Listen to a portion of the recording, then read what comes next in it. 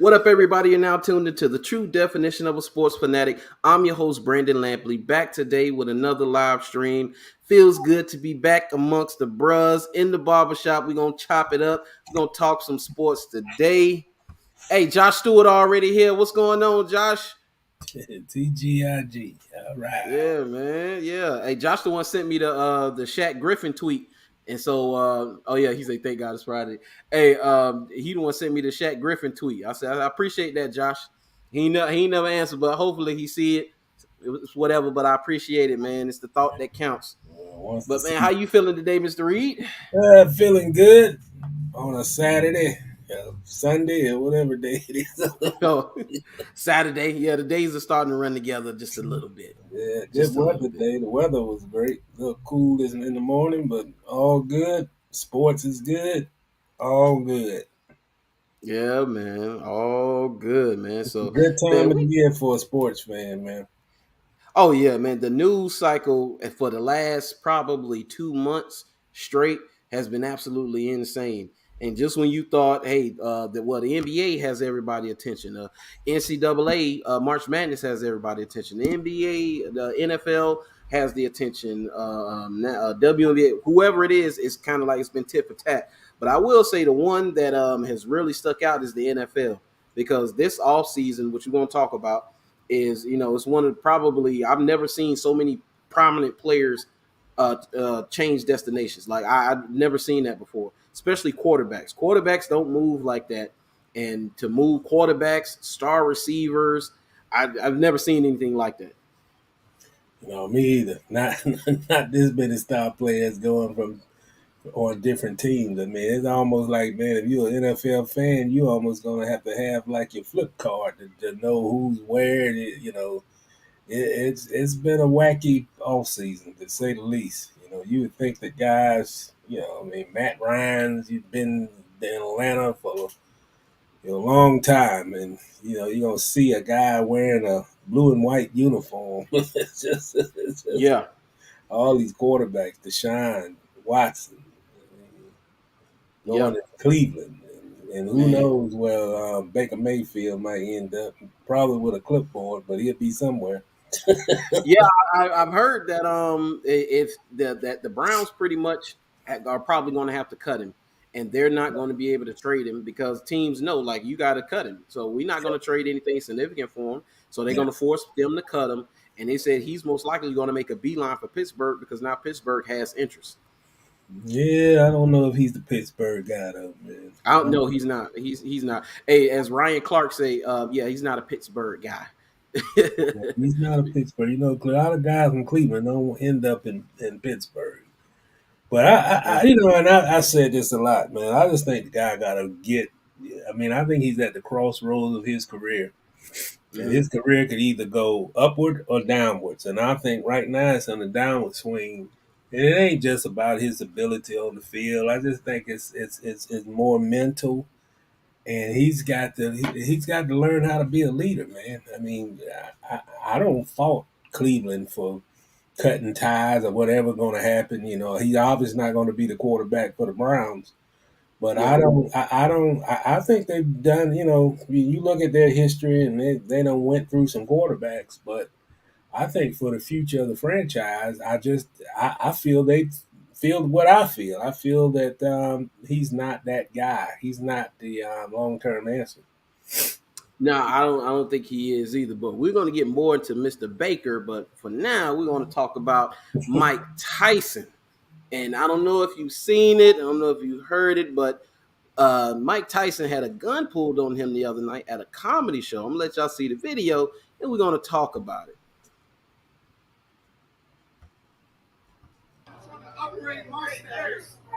Yeah. All I need was a shoot. Huh? All I need is a shoot. Get a favor, bro. Hey, get him out of here. Mike. Hey, what the fuck are you doing, man? Get the fuck up out of here. I'm not playing with you. Get up out of here, bro. Hey, I don't give a fuck. I'm joking, family. How are you?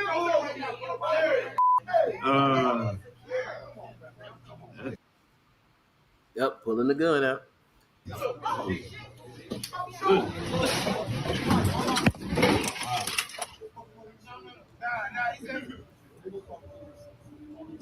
All right. All right. There you go. What? What? No, Brownsville. Excuse me. Hey. Shalom. Shalom.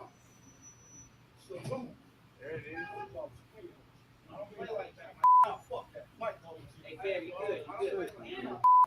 You a sucker. You a bitch ass. Great shot from everybody.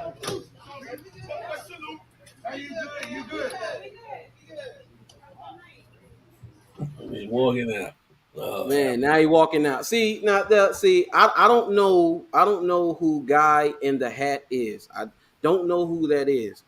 But he could have got everybody shot.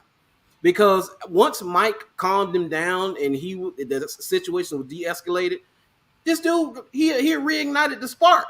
Guy was chirping. He was saying whatever. Let the guy go. He's already on edge. You don't know what kind of day this man has had. He might be at his wit's end, and Mike is the guy come in. He's like, you know what? It ain't that bad. There's Mike Tyson.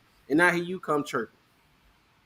Yeah, man, but I don't know. I don't know right now what's going on in Vegas, man. Vegas is becoming a lot worse than what it used to be, and you're right. You don't want to be confrontational with a guy, and I don't know what the beef is in that from the video, but you don't He never felt like want, he wanted to say hello to Mike and wanted to talk to Mike, and then the yeah, guy jumped in and told him, get out of here. Because, yeah, the guy was talking, he was playing, to my, Mike, blah, blah, blah. And I guess where Mike's from. I heard him say Brownsville or something like that. yeah. And he wanted to talk to Mike, and the guy interrupted or whatever. But the whole time, the thing that got everybody's attention, Mike didn't move, man. Mike was cold as ice sitting in that chair. Yeah. Yeah. I tell you, boy, I don't know what to add to that, man. It's just, Yeah. it's the world we live in right now, man. It's just too many people on the edge. Too many people Yeah. don't know how to handle people on the edge.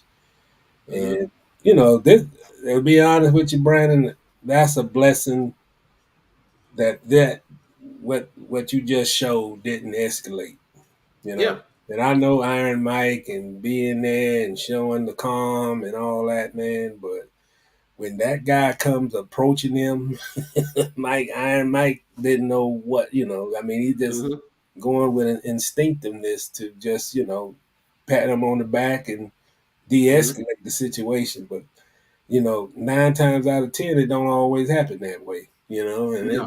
that's just a fortunate, just the whole thing seemed to be an odd situation.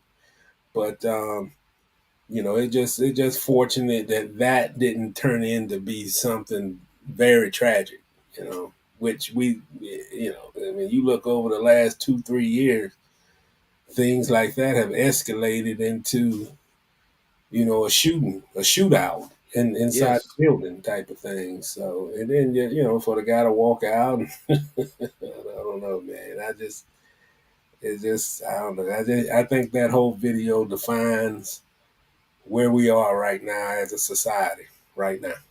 Yeah. Just a Yes, lot it of people does. on the edge, man. Yeah, and also the Yeah, humanity, and because you could see the guy, he loved Mike Tyson. He loves Mike Tyson. You could yeah, tell. yeah. Mike is probably his favorite boxer of all time. He wanted to meet him. He wanted to chop it up. He wanted to talk to him, and he might be. And you don't know what kind of place mentally that man was in. Obviously, he's in a place where he's like, "Yo, I don't care." For Mm-hmm. you him to pull a gun out like that, he's at a place where he's like, "Yo, I ain't got. I'm probably at a place where I might not have much to live for anyway." Mm-hmm. And I see Mike Tyson. I want to talk to him, and good on Mike because Mike judged the situation and he saw like this guy isn't going to harm anybody. He's not. He's selling wolf tickets right now, and he just wants to talk to me. Let me talk to him, calm him down, so I can get him up out of here. You know, Mm-hmm. and that's maturity for Mike because if this was, let's say, because Mike in his 50s, let's say if Mike was in his 20s, that might have been a different story. No question. Especially if you're talking about late '90s, when it was a lot of incidents like that that shoot, I even go back to the Tupac situation that happened before his death at the hotel during his fight. You know, where tempers got out of control and things like that. But I mean, I think sometimes you have I to got it, have Josh. Yeah, a calm situation. You have to have a guy in there who doesn't overreact to essentially like calm the situation. Have a cool head. But that doesn't always happen. Sometimes you overreact. And mental illness, I don't know if I'm not gonna say this guy's have a illness situation, but mental illness is something you can't see, and you right, don't know how to react to it. And a right, lot of times, even like policemen, they don't know how to handle situations like that. They overreact. So I'm just glad that didn't turn into a bloodbath. Put it mildly, you know. okay. Yeah, yeah, yeah, for sure, man. So, but yeah, when Mike Tyson, that right there just showed me, Mike cool as a fan under pressure in that situation, and it was just bizarre. It's just bizarre. Oh yeah, Josh say, hey, everyone has a plan until they get punched in the mouth. Yeah, hey, Mike Tyson say that's what it is, man. But yeah, so but gonna move along, and Josh sent me something just now. Let me say Joe Williams, coach of NCAA men's basketball tournament finalist of Jacksonville, dies at 88 years old. So he coached Artis Gilmore and Jacksonville University to the 1970 NCAA tournament championship game against UCLA, and he passed today. So I didn't know much about him. I knew he was a coach with Jacksonville, but I didn't know much about Joe Williams. Me either. I just know, you know, that JU team back in the '70s with Artis Gilmore, man. When you really think about it, Jacksonville didn't really have any professional sports teams or anything. Mm-hmm. That JU basketball team was pretty much was the city. Mm-hmm. When they get to the finals, and they lost to UCLA, you know, it's been a long. When you look back on the JU's history, that's they haven't had anything to top that. And we talking what 1971. Yep. So when you look at what they accomplished and look at that hadn't been matched, had anything duplicate that, or even come near duplicating that feat to reach the NCAA final. Little old JU playing UCLA Yep. national championship game on national television. I'm too young to remember it. I mean, I probably was 5 years old or something. I was in Jacksonville when that happened, but I don't, recall much of it. Yeah. I just know Artis Gilmore. I know his home is right next to my alma mater, Mandarin High School, and Mhm. he stays right there on the road leading to the school, and he has a A and a G on the gates. And so this play, oh, but yeah, that's Artis Gilmore's house. I say, well, there's the A and the G on the gate, so I'm guessing, yeah, that's true. It is a big house. One more thing about Artis Gilmore, I'm a little surprised that he's not among the that NBA 75th team, 75-year team. Mm-hmm. I thought. Even you look back on his career, even though he played some of it in the ABA, Yeah, great career. I thought he had a great career, and for a Yeah, big man, I, I think there could be an argument of him being on that 75th team. yeah, yeah. I think so too. Yeah, but they snubbed a lot of people too. So it's a point of contention. The guys that some of the guys they left off. One of Yeah, the ones too was Klay Thompson. I can't believe they left Klay Thompson off that list. yeah, me either. Yeah, I mean, that he is really don't go down as one of the best, three. I mean, obviously, you got he's going to be overshadowed a little bit by the guy, but I mean, I think you know, I think he's hampered a little bit right now. I don't yeah. think he's fully back. No, that injury still he's still Yeah. hurt. He's still getting over that. and he's beating himself up. I seen some of his quotes, Mhm. and he's like, "I'm losing games for us, and I'm doing." It's like, dude, you don't have to do that, man. You're the reason why Golden State is Golden State right now, and Yeah. why they won the championships. You already put in the work. That new big arena they have, new revenue, them PSLs they sold, $4,000 for a flow ticket. It's Klay Thompson. He's part of that. You don't have that without him. So he just got to get healthy. And they just James Wiseman, he's done. He's Yeah, gone. yeah, I saw that. Yeah. Yeah, he's done. He's done. So I saw that. So He was a big contributor on that. I know everybody talk about Steph Curry, but yeah, this guy was a big contributor on those championship teams, man. And once he get out, I think it'll probably take him this time next year, he'll be back into the groove. Man, that's coming off a real serious injury, and he's been out for what, 2 years? yeah, It's hard to jump back and be that player you were before before the injury. But I no, think yes, get his feet back on him and have a full season. It's more like a rehab to get back season than anything. But man, I agree with you, man. The guy has really, um, in my eyes, have had a very promising, dominant career in a backcourt with Steph. yeah. Hall of Famer, Splash Brother. Yeah. Yeah, no doubt about it. So, well, let's stay in the NBA, and then we're gonna talk college basketball. Then we'll go to NFL. But in the NBA, oh yes, Mr. Jamal Crawford. So Jamal Crawford announced his retirement. Had a nice photo of him standing in front of a goal with the ball in his hand, looking at the goal, and had a nice little message on it. Um, you know, I think that Jamal Crawford is one of the most underappreciated players in the NBA. Being a scorer, I think he's been a sixth man of the year in the past. Dude, you name it. I don't think that he gets the credit like some of the other guys do. Like say a Lou Williams, even the Lou Williams. I think Lou Williams has gotten a little more than a Jamal Crawford. Even though Jamal Crawford in this day was good, I just still don't think that he's gotten enough due as far as a basketball player. Well, my comments on him is that I always appreciate a guy who loved the game, a guy who just feel appreciative of being in the league. A guy who works. He put a lot of work in his game.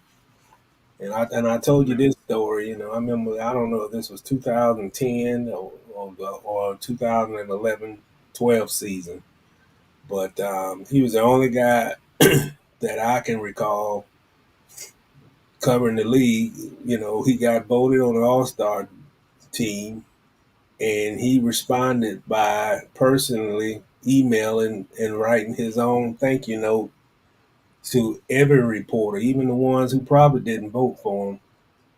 And he thanked every voter that had a vote for the All-Star game, and he sent the thank you like email to everyone. I've never experienced that from any player in my 15 years covering the league, man. Yeah, And also, he's a guy that I cannot recall any time during a shoot around, for regardless of what team he played for, that he always made himself available for interviews during the shoot around and before games.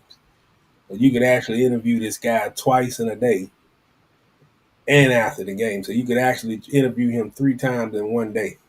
mm, That doesn't happen, you yeah. know. Yeah, yeah. From everything I've heard about him, stand-up guy. Never heard about anything off the court. Him being a problematic teammate or anything. He seemed to be well liked, no matter who's talking about him and where he's been. Mhm. Every fan base that he's been a part of speaks highly of him. The teams of the fan base of the teams he's been a part of, they speak highly of him. And I think he had a great career. Oh, no doubt about it. And it's always good, man, to have a good guy, a sincerely good guy, not a guy that okay on Monday and you don't know what you're gonna get on Thursday. He's a good guy, the Yeah, same personality you see on Monday, you're gonna see Wednesday, you're gonna see Friday, Saturday. He's not changing. he always to me was a guy who just a laughter type of guy in the locker room, especially when he was with the Bulls. It's just like a guy. He'd be in there telling jokes or something. Hmm. It's just he was a guy that could lighten up the mood, that kind of thing. Just like I said, just an overall good person, man. And it ain't enough of guys like that in the league. Like a guy who appreciative, Hmm. recognizes his talent, worked on his talent, honed his skills, but just thankful that he had this opportunity to play in this league. You don't have a lot of guys like that, man. And whatever, all the rewards and all stars and all those points he scored, man, everything that he did, I feel is deserving of just him being a great person, Yeah. which don't get recognized enough in both leagues, NFL or NBA, of just being a good person, not letting Yeah. the big, the lights shine, and I've seen guys in that league, man, would be just they came in as good people, and by the time they're in their fifth, sixth year, they like completely different, you know. Yeah. So Yeah. I like a guy who kept it real, if you known him as a rookie, he's not any different in 15 years in, you Yeah. know. And that's that. Yeah. And he's not trying to be with this group, or he's not trying to be with that following. He's his own man, and Yeah. hey, that says a lot about him. Well, hey, that I like that because which means that when they were because no matter where you go, there's always going to be people like cliques and Yeah, groups, yeah, and people who hang together and they kind of ostracize other people from the group or whatever. And he's one of those guys, I'm sure, who no matter what the group was, he was cool with everybody. yeah. You know? Oh yeah, Which is a yeah. good thing. I mean, that don't like I say, we can talk about it, but it's not easy to be that type of person in the league, man. You can come in with your own personality, and you can get influenced by just somebody else having more power, of this is my team power, and it's a lot of that go on in the league, man. I give you an example. I'm a straight shooter. I've seen it with my own eyes, but Chris Paul is a completely different person than he was when he came into the league. Not Yeah. necessarily all good, but hey, he's a great basketball player, but personality wise, he changed. Hmm. Yeah. You see the LeBrons, and you see Camelos, and you see those guys, and he wanted to have Hmm. a little bit of their personality, and you know, it Yeah. Oh works. yeah. It works. Oh yeah. He was kind of more of a kind of seeming like a happy go lucky kind of guy coming in, and now he's closer to a Kobe or a Jordan esque, or just, and not necessarily mean. I don't want to call him mean, Mhm. but he's strict. You can tell. You could tell he might have been a little loosey goosey coming in, getting his feet wet, and then what he saw the alphas, the LeBrons, the Kobe's, the Jordans, and he's seen how those guys operate, and he's like, "Yo, well, I'm the top guy where I'm at, where I'm going, and so I need to have that attitude to get the best out of whoever." That's like watching The Last Dance with Michael Jordan. Everybody talks about his attitude and how he treated players and him being a bully or whatever, but the ends justified the means because they won 6 titles. And if Jordan wasn't that way, they wouldn't have won those titles. Mhm. And you talking about Chris Paul? I mean, you pretty much said exactly what happened. I mean, when he first came in, he was just a happy, lucky kid. He was happy to be coming out of Wake Forest, coming out of a small town in North Carolina, and getting the opportunity to be in the league. And by the third or fourth year, he started dictating terms to the franchise that if you don't do this, I want to go somewhere else. And I think what happened was he got to a point where him and LeBron and his best friends. So he got to a point where I can't be on a team that's not contending. And Mm-hmm. it's not the fact, and I understand that. I mean, everybody understand you in order to be recognized as an all everything person in the league, you're going to be judged on what you do in the playoffs. You're not going to be judged about how good you are as a person, It's not going to be judged about if you have 13 assists in the regular season and only have two, doing averaging two or three a game in the postseason. Yeah. But when you start designating that the team is yours, and you start putting pressure on management that they're not doing enough, and you start speaking publicly about it, and then you start getting angry because they're not making the moves that you want to make, and you dictating terms, it changes the personality of the player. That is just like, you know, it's going to be reported that you're not happy with the direction of the team, and and that's what happened with him. And you know, and then like when he went to the Clippers, it's just like once you become that player, then everything starts and stops with you. You know, you're going to be the forefront person who's going to get criticized, or you didn't do this. Everything get exposed, and that's what happened to him. No, Yeah. and you know what, Josh, you're right, because that guy, I don't care how I got all the respect in the world for James Harden. Yes, I just but think he's a bad person. I think he's a bad person. You know, I think that he's a person who can influence a team that makes a team just turn on each other. Because this guy should, out of all the guys, man, don't let me start on James Harden, because the thing that I can't understand about James Harden was he came into the league and basically he was the third fiddle. He was the third guy on a team behind Westbrook and my man and Durant. Yeah, and Durant. Durant.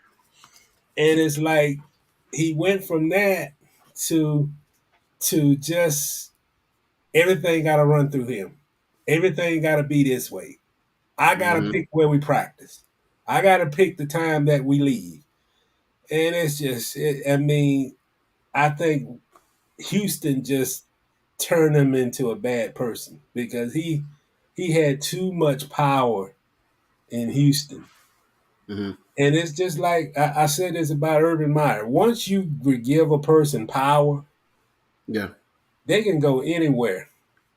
But once they have power, they're always going to exercise that privilege. They're going to Oh yeah. abuse it. And Yeah. that's the problem with him. He's not going to be. I mean, I know this honeymoon in Philly is a story right now, and It's coming to an end. if they win a championship, which it's going to be hard to do. I'm not saying it's not possible, but if they don't, he's going to wear out his welcome in Philly.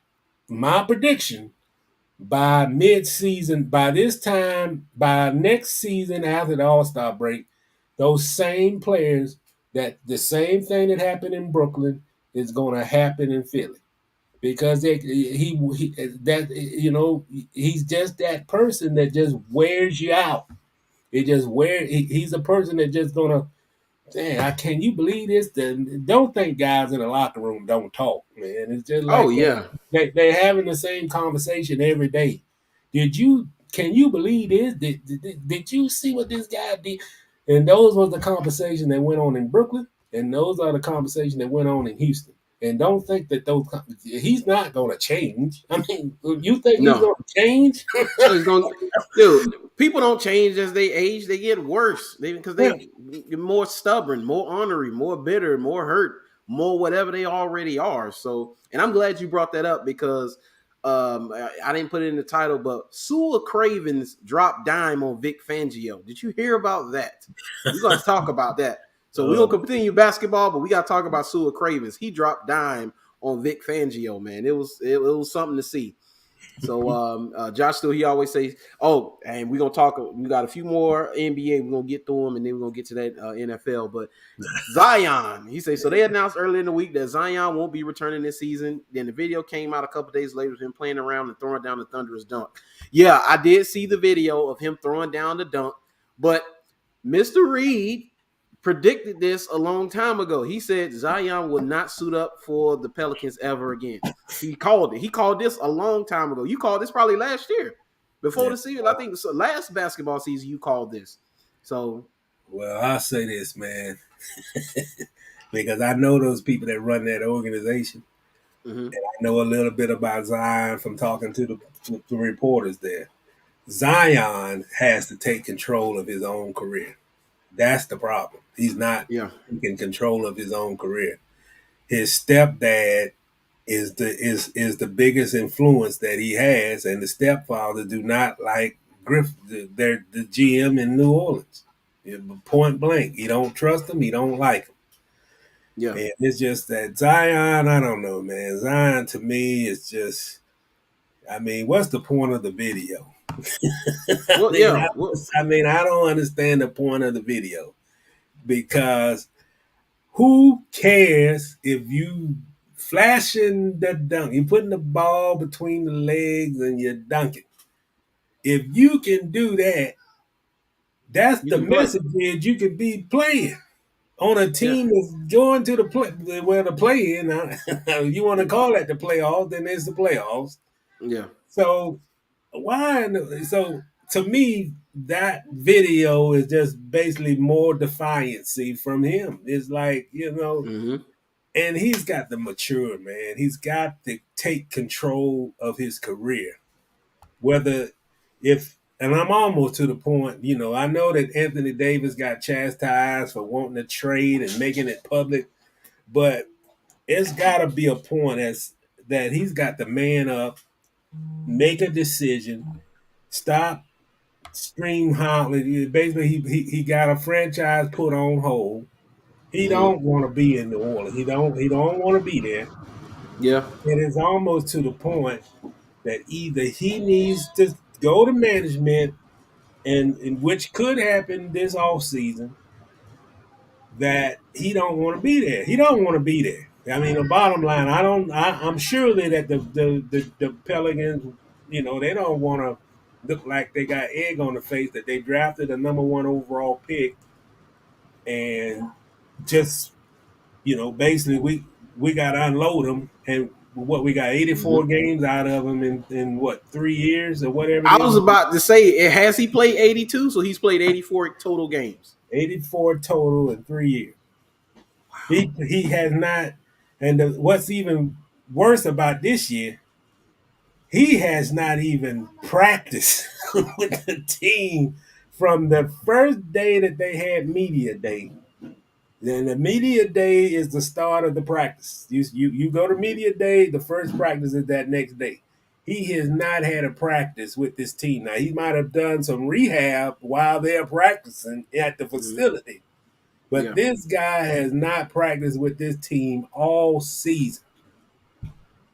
Wow. And it's just like, man, look, I think the Pelicans got a young, nice nucleus.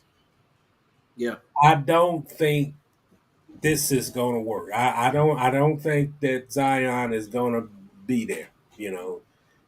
And I think it's going to be quiet, but it's going to be discussed this off season. Yeah.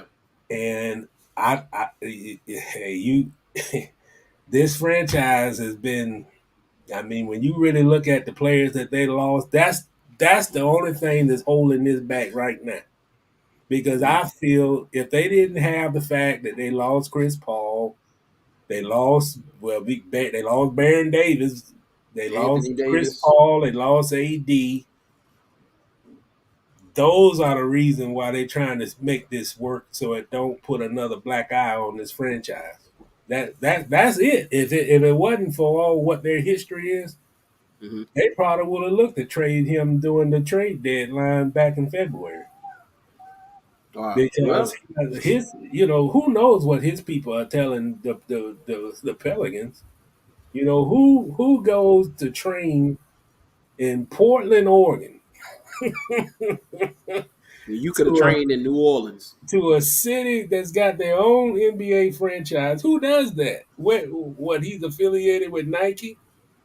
Yeah, Mm-hmm. I mean, nobody knows from New Orleans to Jacksonville what in the world is this guy doing his rehab work in Portland, Oregon, which is what 3,000 miles away, and he's not returning phone calls from the team officials are calling. and he's not returning the phone calls. I mean, He's done.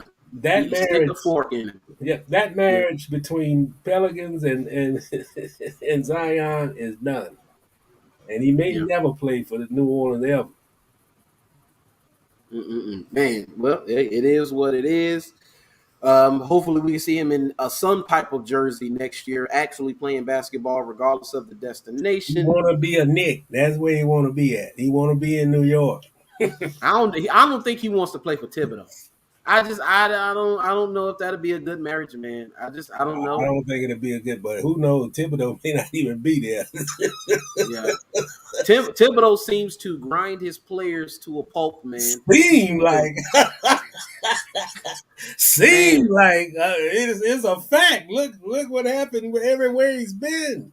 look, hey, Julius Randle is like, yo, I'm done. I don't want to even Wore out. wore him out. Shoot, what's the guard from Connecticut? Kimba. Look what he Yeah. did. Kimba's like, you know what? I can't.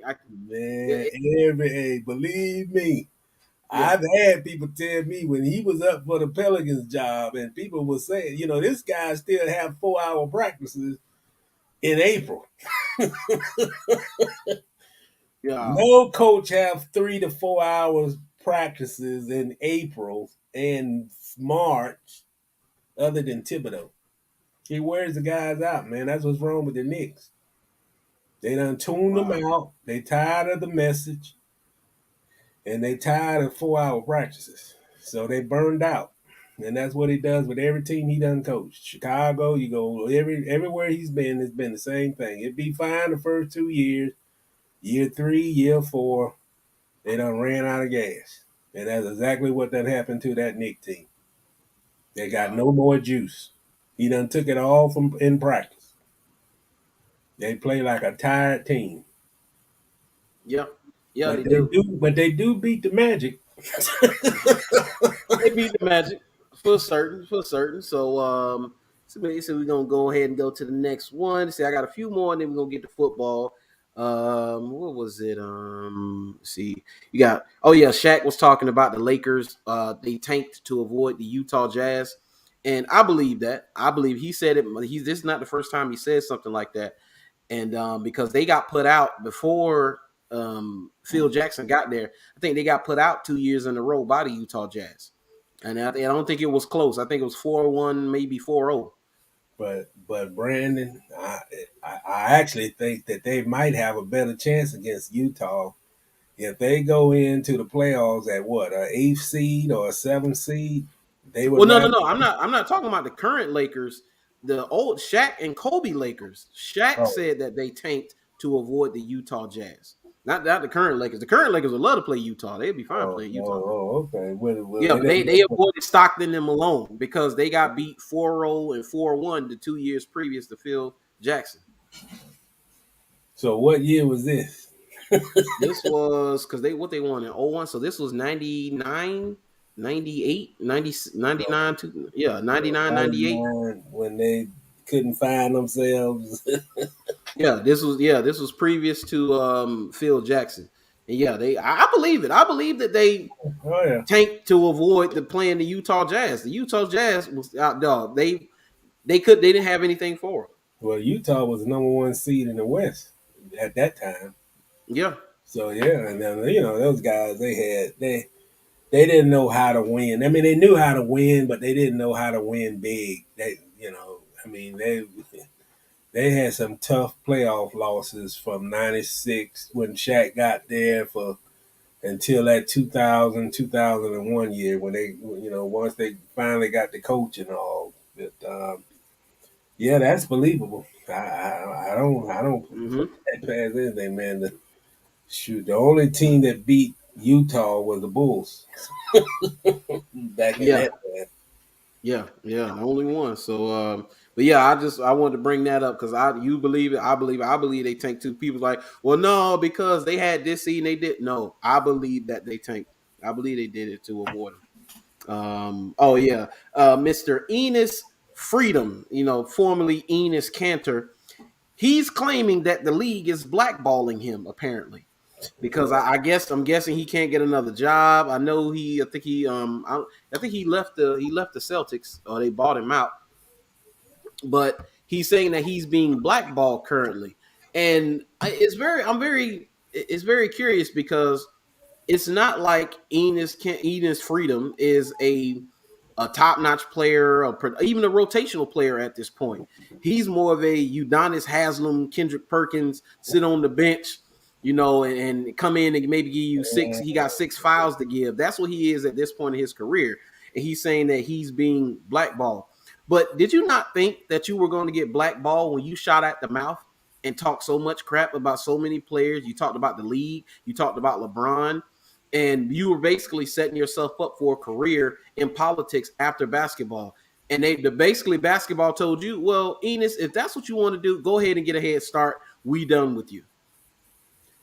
Hey man, my only comment is this: sometimes you can say the most bizarre, stupidest thing just to stay in the news.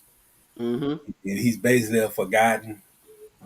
This is the only way he's staying in the news, by saying this stuff. That's it. To That's keep himself in the yep, news. If yep, he don't say those stupid things and all that, he'd be forgotten. He don't want to be forgotten. He can't get on TNT and sit there at the table with Shaq and those guys. So he's got to come up with these crazy, oh, I've been blacklisted and I've been this and I've been that. I mean, he's not a good player. I mean, yeah. let's face it. He's no longer a good player. The end of his career, and for some players in this league, the reality sets in that you don't have the skill set that you had 5, 6 years ago, and there's a reason why you're not on a roster, and that basically it. Yeah, man, this is just, I mean, Yeah. this. So what do you think about that? We go into that now. What do you think about that? Because I that was a think heated exchange. I think Butler is an uncontrollable player. He done this before. He's a hothead. He don't respect the coaching. He don't respect teammates. On some instances, it's good to have a dog like him on a team. Yes. But that Miami Heat team is a team full of dogs. Yeah.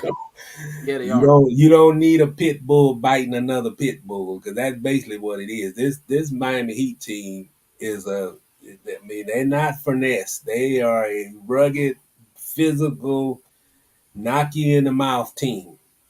Yep. And I just think this guy, I don't know what it is with Jimmy Butler sometimes. I mean, I understand when you go to Minneapolis and you want young guys to play at a hard edge level, and you done everything in the world to get those guys, and they're not receiving it, they're not going to change. I can understand that.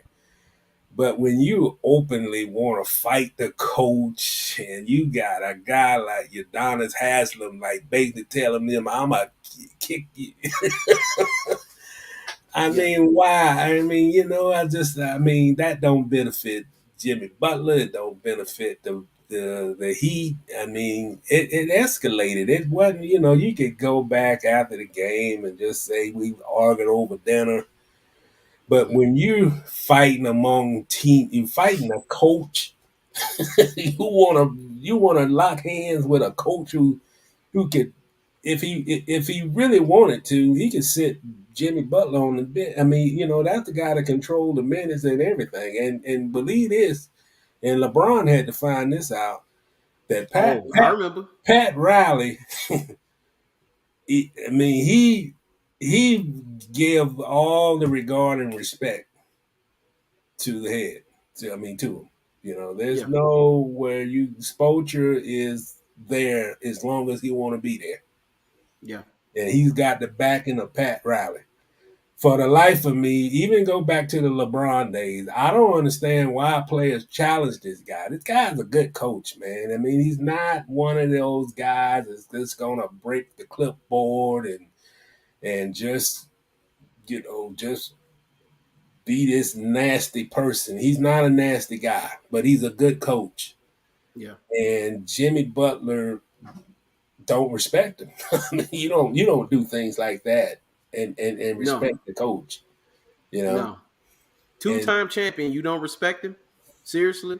You know, yeah, is that what it has come to? It's amazing to me. When LeBron was there, he had a come to Jesus moment with Spoelstra, and Dwayne Wade pulled him to the side. And yeah, Dwayne Wade was like, listen, I understand you may not like Spoelstra, you might not like him, how he operate, whatever, how he talk. I don't care because he's better than Pat Riley being on the sidelines. yeah, Trust me, I'm telling you, I yeah, played for Pat Riley. You don't want Pat Riley down here coaching the team if you get yeah, Spoelstra out of here. yeah, exactly. Yeah, oh, you won't be able to walk the next day. And George say he too soft. Oh, George say he too soft. Who? Spoelstra? I guess he's talking about he say to my it was the players, not the coach. Oh, you talking about Jimmy Butler being soft? Must be because dude, the way he went at him and he kept going. Yeah, At a certain point, we're playing a basketball game. There's something more important than whatever your little trivial jobs are. You and Udonis Haslam, I don't care what Udonis said to you. Udonis isn't playing, and he doesn't play. but he's the leader of the team. No, he's the leader. Oh, he's talking about the coach. He said the coach too soft. Well, Spoelstra, hey, I've never seen Spoelstra that heated before. That was No, I've never seen him like that. I don't think he's soft. I don't I think he's think soft either. when you have guys that been on that team that long, Udonis Haslam has been what 15 years, whatever it is, And if he shows that much emotion to go defend his coach, I respect a guy like Udonis. I I do respect. too. Now, let's be real. Now, I don't think that he could play for any team in the league right now. I think his service to the Heat is just being a leader. I don't think. I think Yeah, he could run. I think he can go up and down about twice and maybe pass out. yeah, yeah. His playing days, him even being a rotational player, Yeah. semi player, those days are over. Those days are over. Yeah, But you got to regard the guy. The guy done been through those championship teams. mm-hmm. He's a good. I mean, and I said this earlier on the show, man. You can't undervalue what good people are. You Yeah, you can't. When you're a good player, person, and you regard the system, it's the system in Miami. I know what my guy's saying about Spoelstra, and he's soft, but he's running a system. That's the same system that they had with LeBron, the Wayne, and it works. If mm-hmm. you got a guy like Jimmy Butler who the one problem I have with Jimmy Butler is Jimmy Butler don't care about sometimes. Sometimes he does, sometimes he doesn't, but most of the times he doesn't. He don't play within the framework of a system. You know, Yeah, he freelances a little bit. He's a great player. I mean, he'll get the ball in a bucket and all yeah, that. This you can't question his yeah. talent. Jimmy Buckets is his nickname. Yes, for sure. But sometimes when the system calls for you to do things that your responsibility in the system, he doesn't do it. And I guarantee you that what that argument was during that timeout. Oh, yeah, And in order to win, if you look at his past history, man, it's like you got to follow the script, man. You can't be a freelancer. You have to follow the script. If Udonis is pissed off and want to fight the guy, I'm on Udonis' side. I'm not on Jimmy Butler's side. And I don't yeah, think anybody on that Heat basketball team is soft. Now, if this was Minneapolis and the Timberwolves and he got in that would be a whole different story. But it yeah, ain't nothing but dogs on that Miami Heat team. They don't need a pit bull and there's and there's one bulldog and they don't need one dog bigger than the seven other dogs that go out there and play. So it's Jimmy was the problem with that. Not Spoelstra, not Udonis. It was it's Jimmy. Jimmy.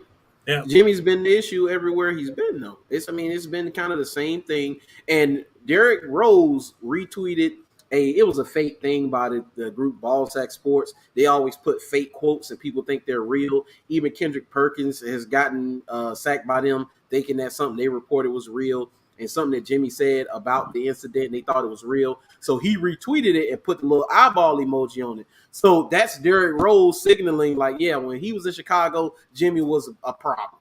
That's what that tells me, because he would stay out of it and he would be quiet, But him doing that shows me it's Jimmy.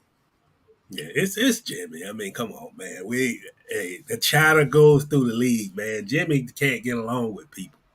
And to be honest, the Heat, if you want it from the player side, I'm gonna tell you the truth. From the player side, there would be some things that would get out. If it wasn't the Heat, it would be a lot of negative go out on Jimmy Butler. But because the Heat has always been an organization that keep things in house, that's the reason why it ain't out. But if he was up there in Minneapolis like what you just saw, believe me, it would be out on ESPN and everywhere. So that's the one thing you have to respect about the Heat, because I don't like it. I'm a reporter, but everything is done within house with that Heat organization. If you got an issue, then a Pat Riley or Spoelstra will have that door open, and they discuss it as grown men. They don't go and tweet the Woj and like some other franchises does, where they don't do that. They keep it within house and they do it, man. Now they might fight in practice.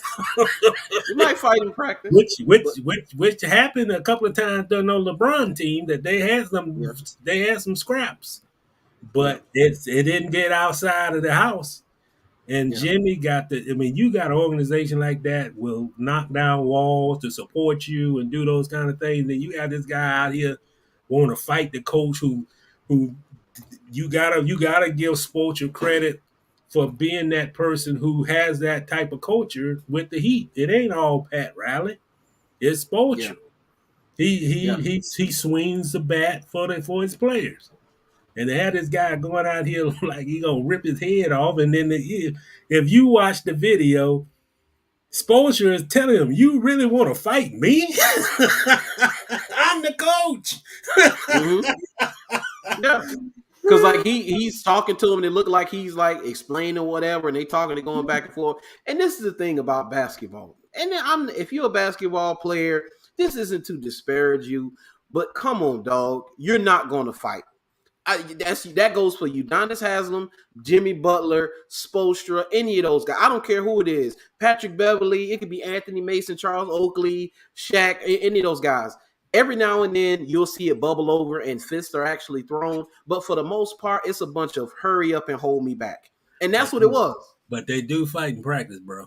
They do fight. I will say that. They do fight in practice. But during the games, my own eyes have seen blows be thrown in practice. I've seen it. Right. Yeah. Well, and when they at the games, man, they're not going to fight because they don't want to get suspended. They don't want to get suspended, and they don't want to. I mean, come on. The biggest deterrent is losing money. They don't want to lose that kind of money. And if you watch the video, now I'm gonna play the video here because they're gonna copyright me. NBA gonna be like, hey, that's my stuff. Jimmy, as he's talking that noise to Udonis, he's moving away from him. He's not moving towards him. Go look at the video, and Jimmy's right. He's sitting in a chair. They good at it, and Jimmy is up over here somewhere. And I'm like, hold on, Jimmy, y'all arguing, right? You should be coming together. He backing away. He don't want that smoke. But Brandon, he might be 40, but he's from Miami. I already know. And he wasn't raised in South Beach. He's still probably the toughest guy on that team. Yeah. And when LeBron and them was there, believe me, word got out that there was some scraps with Udonis, and the Udonis didn't lose. So, hey, he's regarded. He old now. I don't give you that credit. And even when he was at the University of Florida, he got in some scraps with those guys.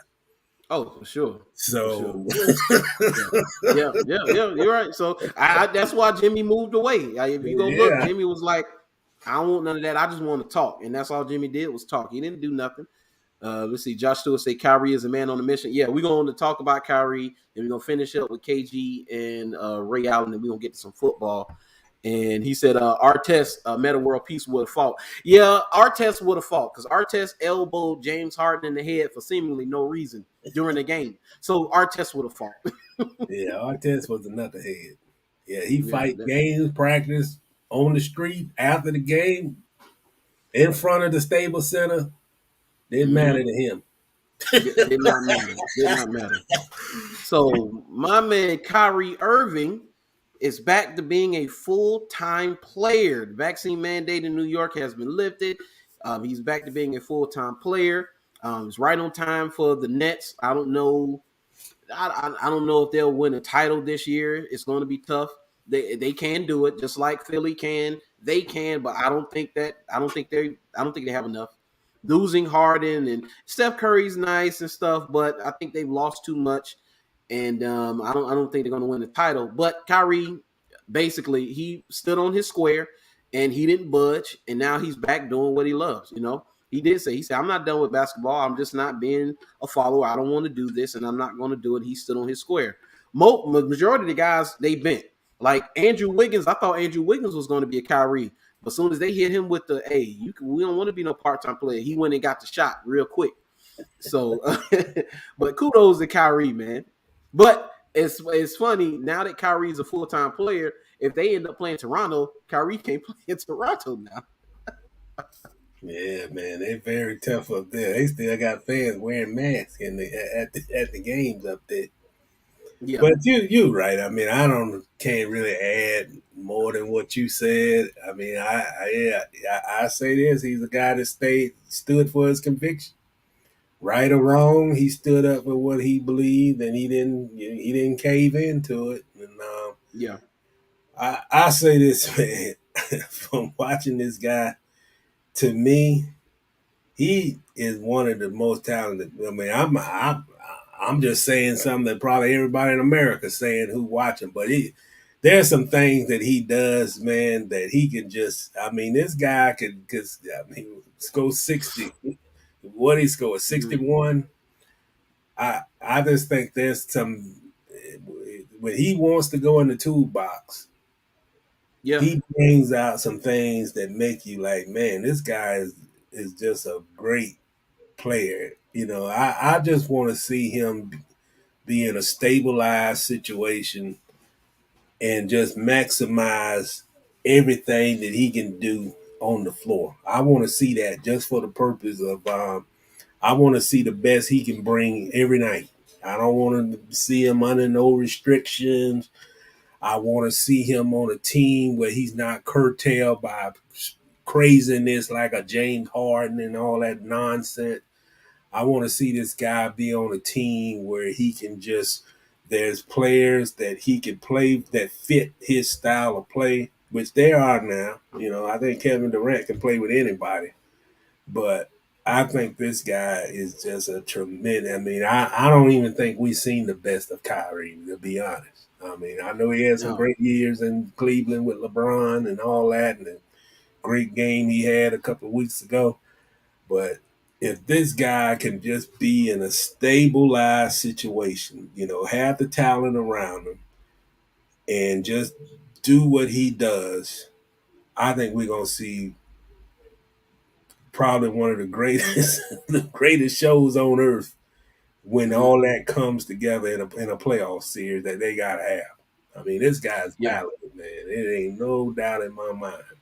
And Yeah. all No doubt all it about it. is he's got to be focused. He's got to have complete focus. No distractions. No answering this and that. Just go out there and ball. And he really had that opportunity where he just go out and ball. Yeah. But this guy's good, man. He's a great player. No doubt about it. Kyrie, I've been on the Kyrie train since college when he only played 8 games. I say, Yeah. dude, this guy's gonna be great. Even in those 8 games, I said he's gonna be great. It's really a travesty that him and LeBron are no longer together. I know both of them are going to have regret for the rest of their lives Yes. not making that work. Kyrie and LeBron not making it work because LeBron admitted to his faults. Kyrie admitted to his faults and how they didn't make it work. And they should still be together today. They will have multiple titles right now had they stayed together. I believe that. Kyrie Irving is probably the best finisher at the rim as a guard. and that's saying something.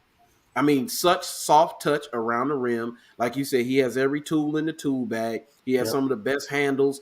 Dude, I think what he got 50 on like 16 shots or something crazy like that. Like it was amazing. It was amazing. Kyrie Irving is a great player. And yeah, like you said, as he gets older, it's just his game is going to continue to grow because his Kyrie Irving, he's an athletic guy, but his game isn't dependent on him being athletic, Mm-mm. you know. So his game is going to age, and as the older he gets, he's going to continue to be good because his game right now is a game he can play into his late 30s. But I like the fact for a guy like him, if I think the thing about him is he could do whatever you ask him to do. If you want him to be a facilitator, he'll be that. You want him to be a scorer you want him to be a 3-point shooter, he can do that. He can do everything. Yeah, And I just think he's there's not a weakness to. I mean, it's hard to have not a weakness in your game. I don't think he has a weakness. I think he can get back and defend. I think he can handle obviously he can handle the ball. I think he can drive to the basket. He can shoot from the perimeter.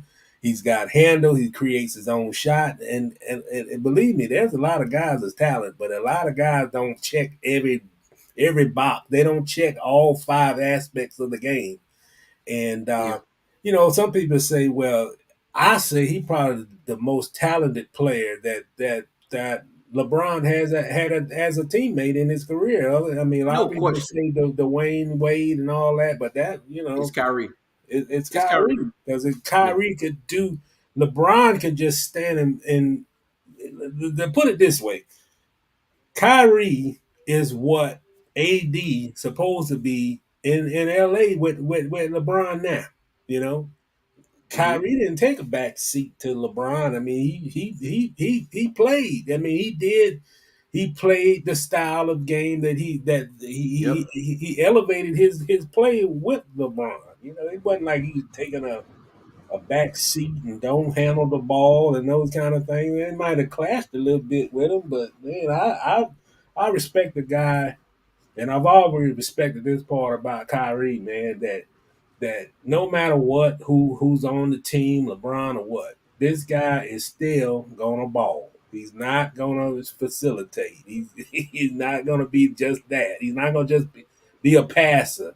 He's not gonna not bring the ball up the floor because that's what LeBron does. I mean, he was never in awe in awe of LeBron, Mm-hmm.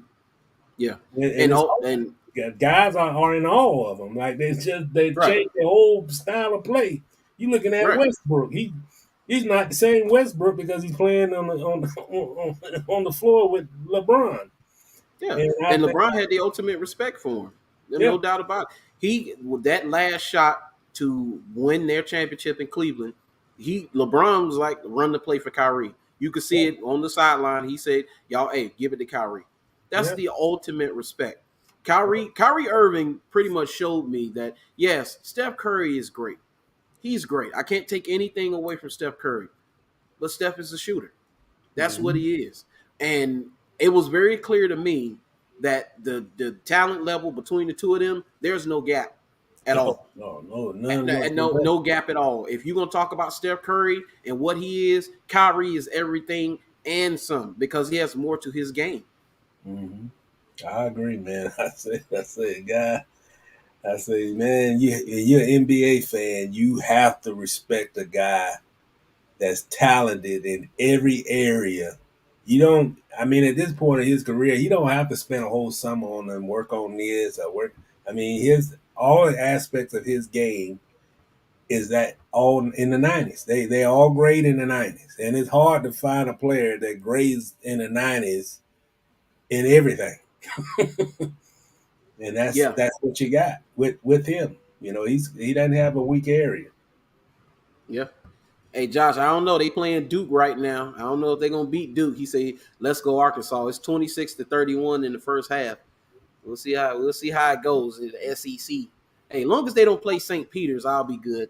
And speaking of St. Peter's, we're gonna finish up with St. Peter's. They did it again. Stunned Purdue, first 15 seed to reach the Elite Eight. And man, like you talked about it, their style of play, I love it. That's that defense, the offense. You called it helter skelter. They have length. Those forwards, the guards. I mean, the team is literally 12 deep. Yeah, No doubt about it. They're literally 12 deep. Guys come off the bench and contribute right away. There's no wasted motion, and everybody is energetic and seems to play defense.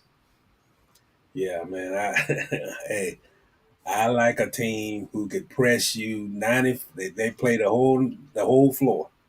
You inbound, that guard is on you. Then when you cross the Yep. midcourt line, they throw a matchup zone on you where you can't get no open space to shoot. And a lot of teams would run that type of style of defense and they'll wear down. This Mm-hmm. team does not wear down. They don't. They can press you from first quarter through the fourth, and they have no letdown. They those two guards are still pressing, and then they back you in a corner. They make every shot difficult.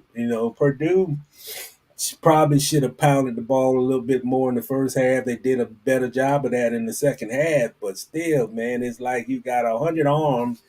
Even their big was there. He's a big physical guy, but man, everywhere direction he would turn the face to face up on that shot. The only thing that he could really score on was that soft baby hook shot that he had. But man, he couldn't. If he put the ball on the floor, there's three guys right there trapping him. And that defense they run, man. I know a lot of people look at them and say, man, these guys are magical, and they were wearing that Cinderella slipper, and how are they doing it, and all this, and more people look at what they're doing from an offensive standpoint.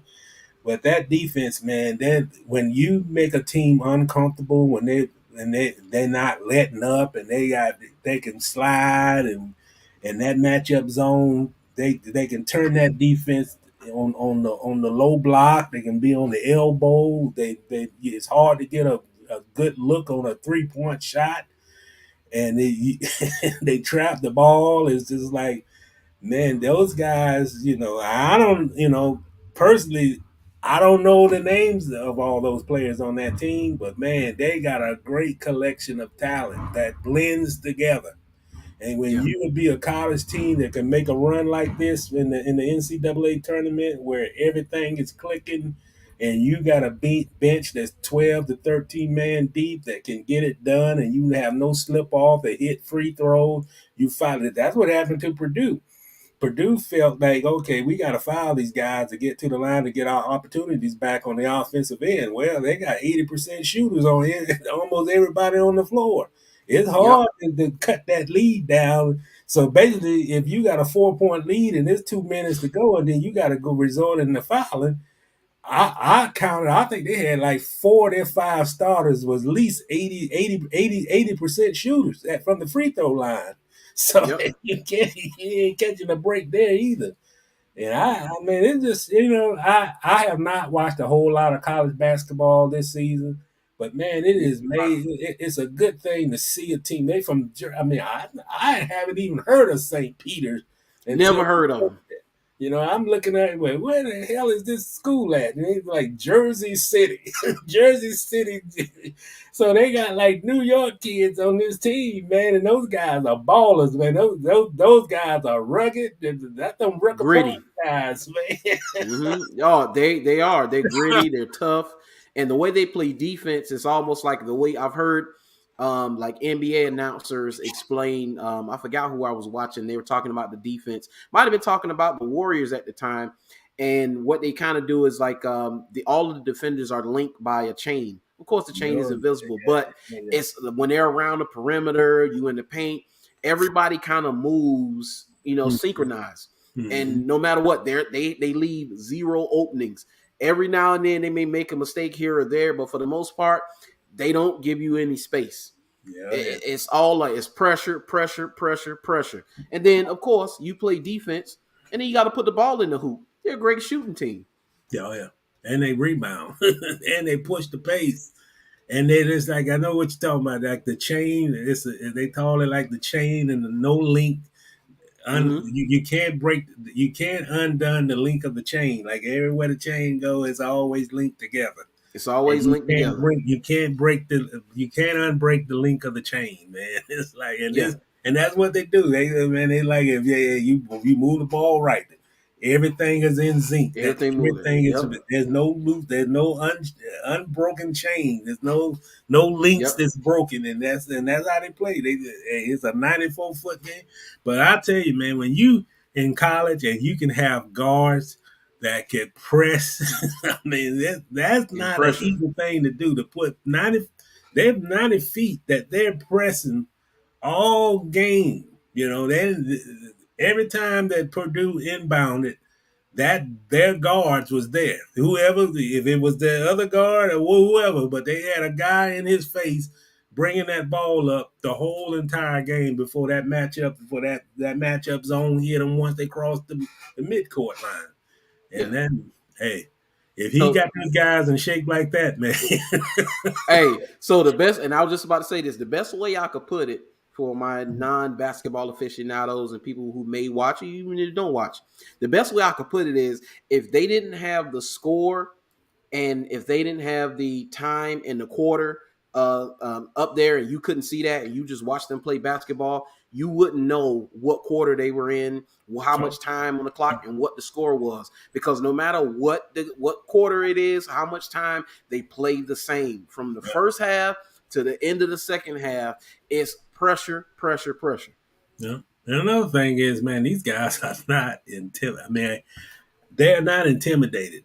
They were not intimidated from the opening tip off by this Yeah. big rugged Purdue team who came in as Yep. the third seed.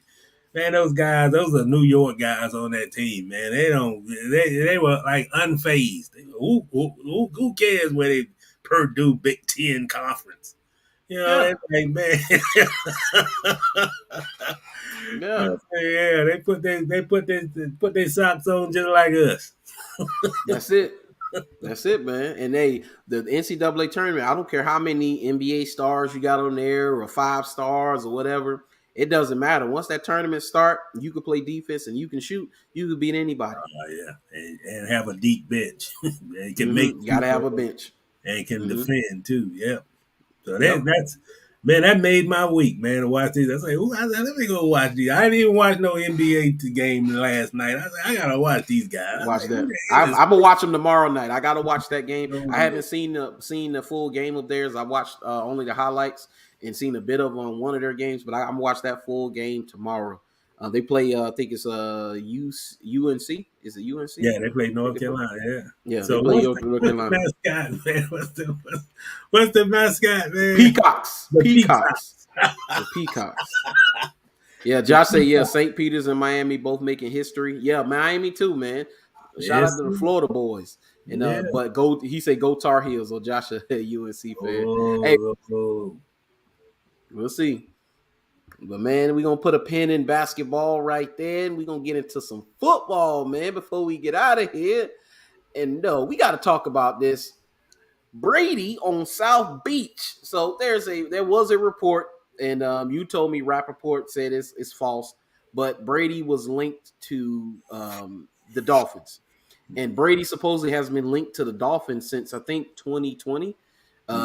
He's supposedly the quarterback that was on the yacht when Brian Flores went to meet the owner of the Dolphins on the yacht, and a prominent quarterback was there, and Brian Flores left because that was tampering. And he said they said that was Brady. And so before the Brian Flores suit, they were looking to pair Brady with Sean Payton. Supposedly, they were trying to get that done, and that was a report. Now, supposedly, he's trying to force his way out of Tampa to Miami. And you say Rappaport said that there was a false report, and it could be. It could just be a smoke screen or whatever, and not true. But I told you this: if it had have been San Francisco that he was linked to and supposedly wanted to go to, I believe it, no doubt about it. Because San Francisco is his hometown. That's where he wants to go. He wants to play for this hometown team. He cried when he was not drafted by them. So if it was the 49ers, all day long, I would believe it. Well, I mean, I can't add more than that, but yeah, I know. Rappaport kind of shot it down, but man, I'm at this point right now. When there's Anything, smoke, there's fire. yeah, Mm-hmm. smoke when there's fire, and anything can happen at this juncture. I mean, if you look at what done happened over the last 2 weeks, where guys leaving and quarterbacks going to this spot, this spot, anything is possible. I mean, I have never in my the whole time dealing with the NFL, I have never seen this many stars, and including wide receivers, not just quarterbacks, wide receivers going who was like the top player on their team being traded.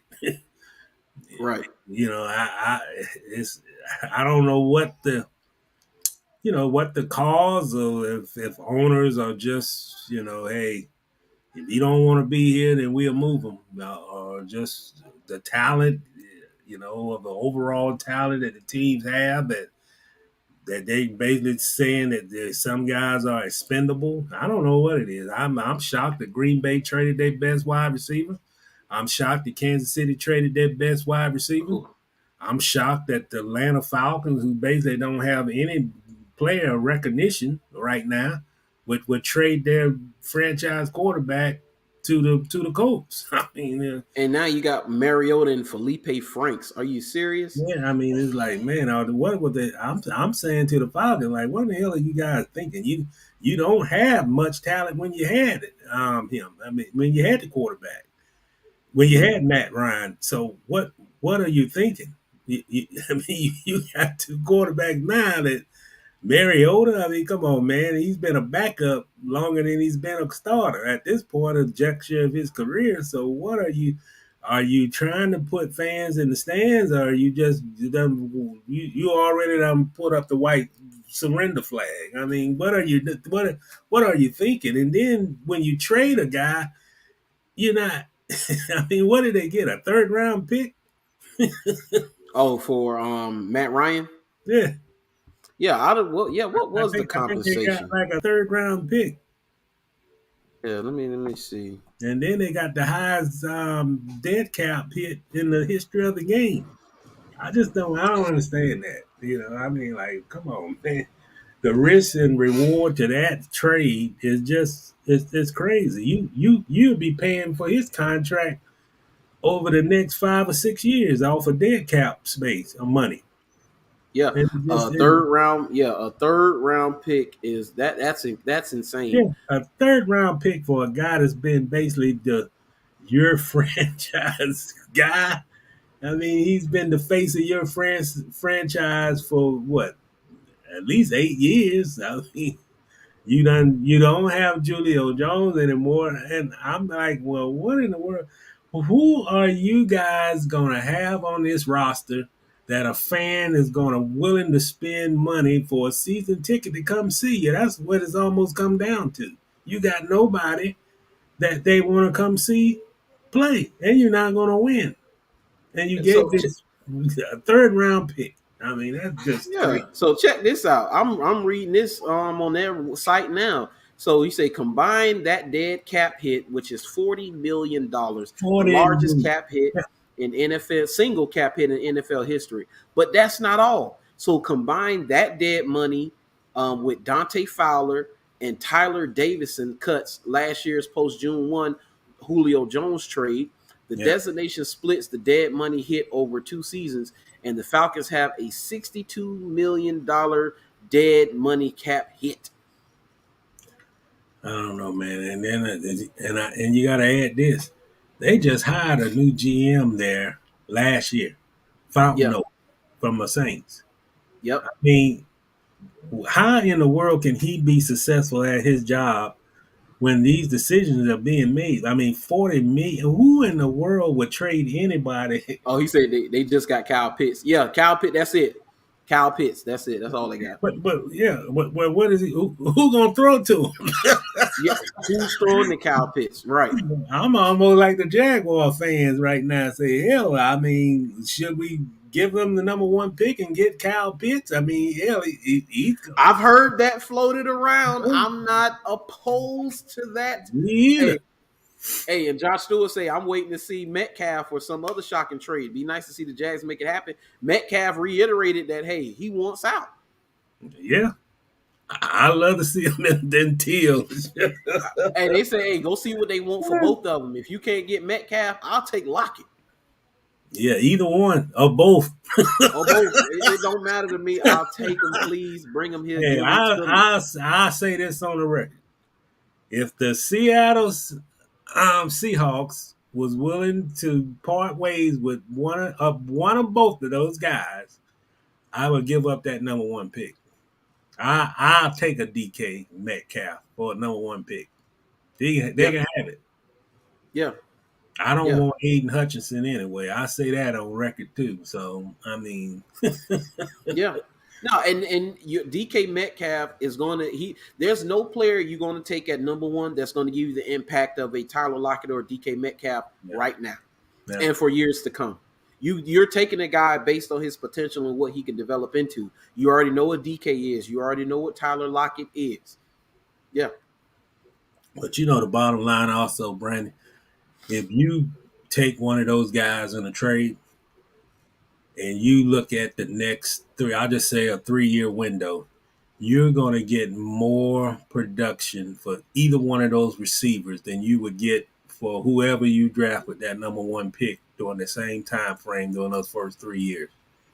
Yeah. And this team needs to win now. I mean, if they make the playoffs next year, that's excellent. But if you bring a big time talent at a receiver spot for Trevor Lawrence, like a DK Metcalf, your success just went up that much higher by adding him to the fold of what you already got. Who cares about LaVisca? Who cares about that? I mean, I'm talking about big time talent. I'm not talking about a guy who's still trying to find himself going into the final year of his deal. So if you can elevate with big name talent that's proven, which it is in Seattle with this guy, Yeah. you make that move. I mean, I part ways with that number one pick. It wouldn't have to. They wouldn't have to make a second phone call if I was GM. I said, "You interested in this number one pick? We interested in DK. Let's get it done." No question. No question at all. Let's see, man, my screen froze over here. Okay, so we still moving on Facebook, so just my screen froze. But yeah, I agree with that. I'll take that number one pick, and I would have traded it for Devontae, and specifically Tyreek Hill, man. That's why I put Tyreek in the title. Now the Devontae Adams one, okay, he didn't want to be there no more. It broke down in talks, and they've known for over a year that he didn't want to come back, and I'm pretty sure they tried on a regular basis to get him to stay. Aaron tried to get him to stay, but the relationship was done. Who was the other one? I think Amari Cooper. People floated Amari Cooper. I was like, yeah, it's Amari Cooper, okay. But Tyreek Hill was the one that really had me like, I don't understand. I don't understand what the plan is going forward. Valdez Scantling is not Tyreek Hill. Now he's better than he's been given credit for, and I think he should have got a little more, a few more looks in free agency. But he's not Tyreek Hill. Tyreek Hill changes the way that the entire Chiefs offense is defended. Yeah. And now without him stretching the field on a regular basis and guys pretty much peeing down their legs when they see the ball snapped and he's running towards them, you don't have that anymore. And I think it's going to affect Travis Kelce definitely, and it's going to affect Mahomes. Yeah. I'm like you, man. I don't understand what in the world the Chiefs was thinking, and particularly what in the world were they thinking when you look at the talent right now in their division in that AFC West. Denver better, Chargers better, the Raiders definitely better. And these are going to be shootouts. I don't care how good your defense is, you're not going to stop something. Those are going to be offensive shootouts. And then you unload your best playmaker, the best playmaker in the league, a guy who's fast, can get open and at a split second, who's shown it. He's been consistent with it. And you trade him because you can't agree on a deal that you guys got enough time to get all that worked out. I don't I, understand it, man. yeah, I think that was too much of a quick trigger yeah, to send him to the Dolphins or whatever. Like, man, I mean, that's what negotiations are for. Hey, if you got leverage, if you the franchise, you got leverage, and you put it on the table, you you got them under contract, so you continue to negotiate. You don't just throw in the towel and say, okay, we got no agreement. Okay, you asking too much. We're gonna trade you. That's yeah, arrogance. That's not football decision making. That's arrogance. yeah, You know. yeah. See what they feel like, and I know what they feel like. They feel like they probably made Tyreek Hill, and so they can make another Tyreek Hill. Okay. Well, I want to see that. I want to see it. Hey, it's like Jay-Z when he split from Rockefeller and they were Dame Dash and was talking that noise. Jay-Z said it. He said, "I heard MF say they made Hove. Okay, so make another Hove. If that's the case, make another one." And they're not going to be able to do that Yeah. because, and I understand they couldn't pay everyone, but they didn't even go with franchise tag. I would want him to come out and say, "I no longer want to play for the Kansas City Chiefs before I moved him." Yeah. No doubt about it. Yeah, I just think they just like they just say okay, they said we're not going to reach an agreement and trade them, and they didn't go after. They didn't make it. They didn't put the effort that needed to be put in for number one. This guy, I don't care who he plays for. He go to Miami, and I know they're talking about two arm strength and all that. Hey, the strength of he can get open. Tyreek Yes. can get open on any coverage, on any cornerback or safety help. It don't matter. Don't He's matter. fast. He can get open. It is if that's not a selling point for the Chiefs, then I don't know what they football thinking was because you don't let a guy like that get away. No. Not without an effort. If it's just contentious negotiating and they just throwing mud at each other, that's one thing. But it didn't even get to that point because the negotiation wasn't even like 3 days. Yeah. And he wanted more. He wanted top money. He looked at But he Devontae deserved it. Adams' contract, and Yeah, yeah, and so he he deserved it. deserved it. He looked Yeah, at. He said, "Hey, look what Devontae Adams getting. I yeah, deserve that." He yeah. said, "My numbers are just as good or better over the same time period, so I need my money." And But they should. that's the thing in the NFL, man. Hey, when you got good players and it comes to a point where you been in Super Bowls, you know, it's gonna become a time where you gotta pay. You gotta pay for the talent you have. Yep. If you want to stay on top, you gotta Yep. pay. And I hope it don't go back to this Mahomes contract or whatever. I hope it don't go back to that. But man, you gotta pay to keep that talent because if Kelsey comes and want a deal, what you gonna let him walk to? Yep. Right. I'm Right. looking for that. What you gonna let him walk? Right. So say Josh Stewart say problem is DK probably wouldn't sign an extension for the Jags. Well, see, what you do is you do what the Raiders did and you do what the Dolphins did. Before you trade for him, already had that contract and agreement Yeah, because Devontae and Tyreek had already agreed to those contracts right away. So that's what you want. If DK isn't going to go ahead and sign that deal as soon as he gets off the plane here in Jacksonville, then yeah, you don't trade for him. Whoever you trade for, if they're not already under a long term deal or whatever, you need to have a deal in place as soon as they get here. yeah, exactly. And if you're gonna pay Christian Kirk 4 years, 72, then hey, you can pay DK a little more than that. That's what Josh just said. He said it's Jags' fault they reset the wide receiver market with the Kurt contract.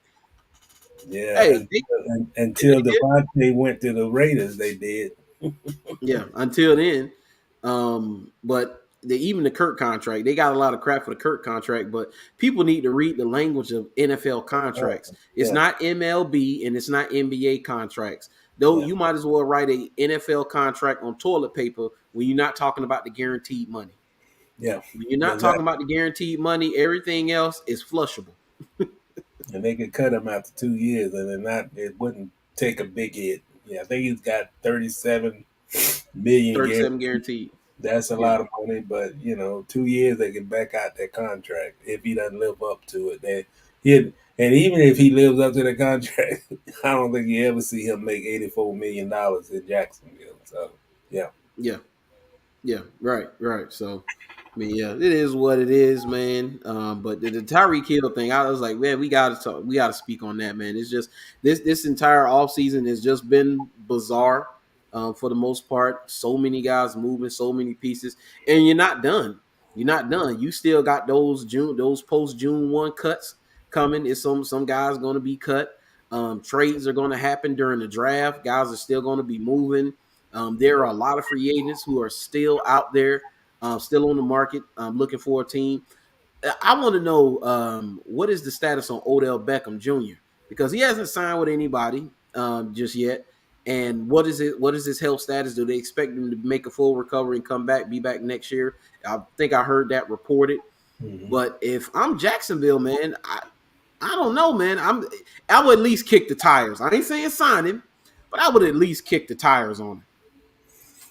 I will. I don't understand, man. I mean, I think you got to get out of the Jaguar philosophy that we can't go after big name guys. They may not want to be here, and you got to get that philosophy out. And if you go, money will speak for a whole lot of things, but also aggressiveness. Sometimes you can sway a guy like him just by the fact that you being aggressive and everything coming out your mouth is we want to win. We tired of losing. We want to win Super Bowl. We want to be this and that. And sometimes that philosophy will entice a player and let them know that you're serious about winning. These guys are having a new practice facility being built, and these are the things that they got to start showcasing more around the league. That you have to change your culture, you have to change your message, and you got to be on NFL Network more. You got to give them a reason because Mm-hmm. players watch that network, and you got to be that team were just like you. I give them credit. I thought they said what they were going to do in free agency. They went out and they were aggressive. They didn't. They wasn't reactionary. They were proactive, and I commend them for that because they didn't do that last year. No. The Patriots was more of a proactive and Yeah.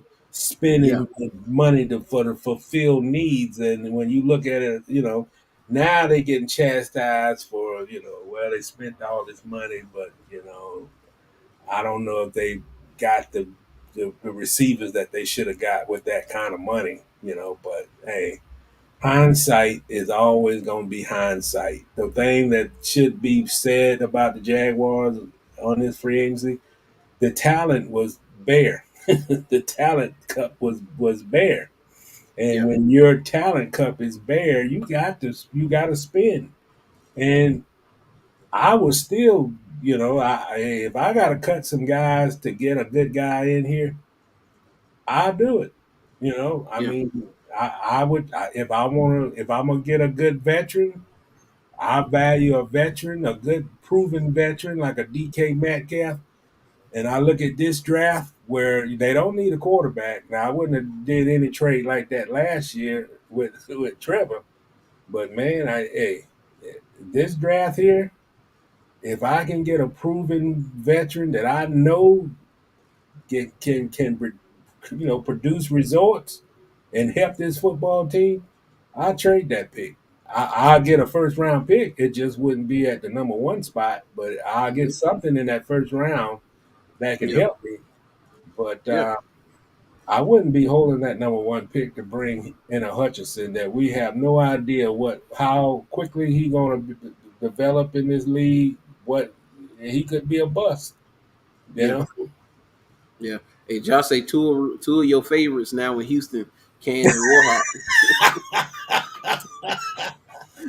Yeah, I like. Yeah. I'll say this though. I like AJ Kane.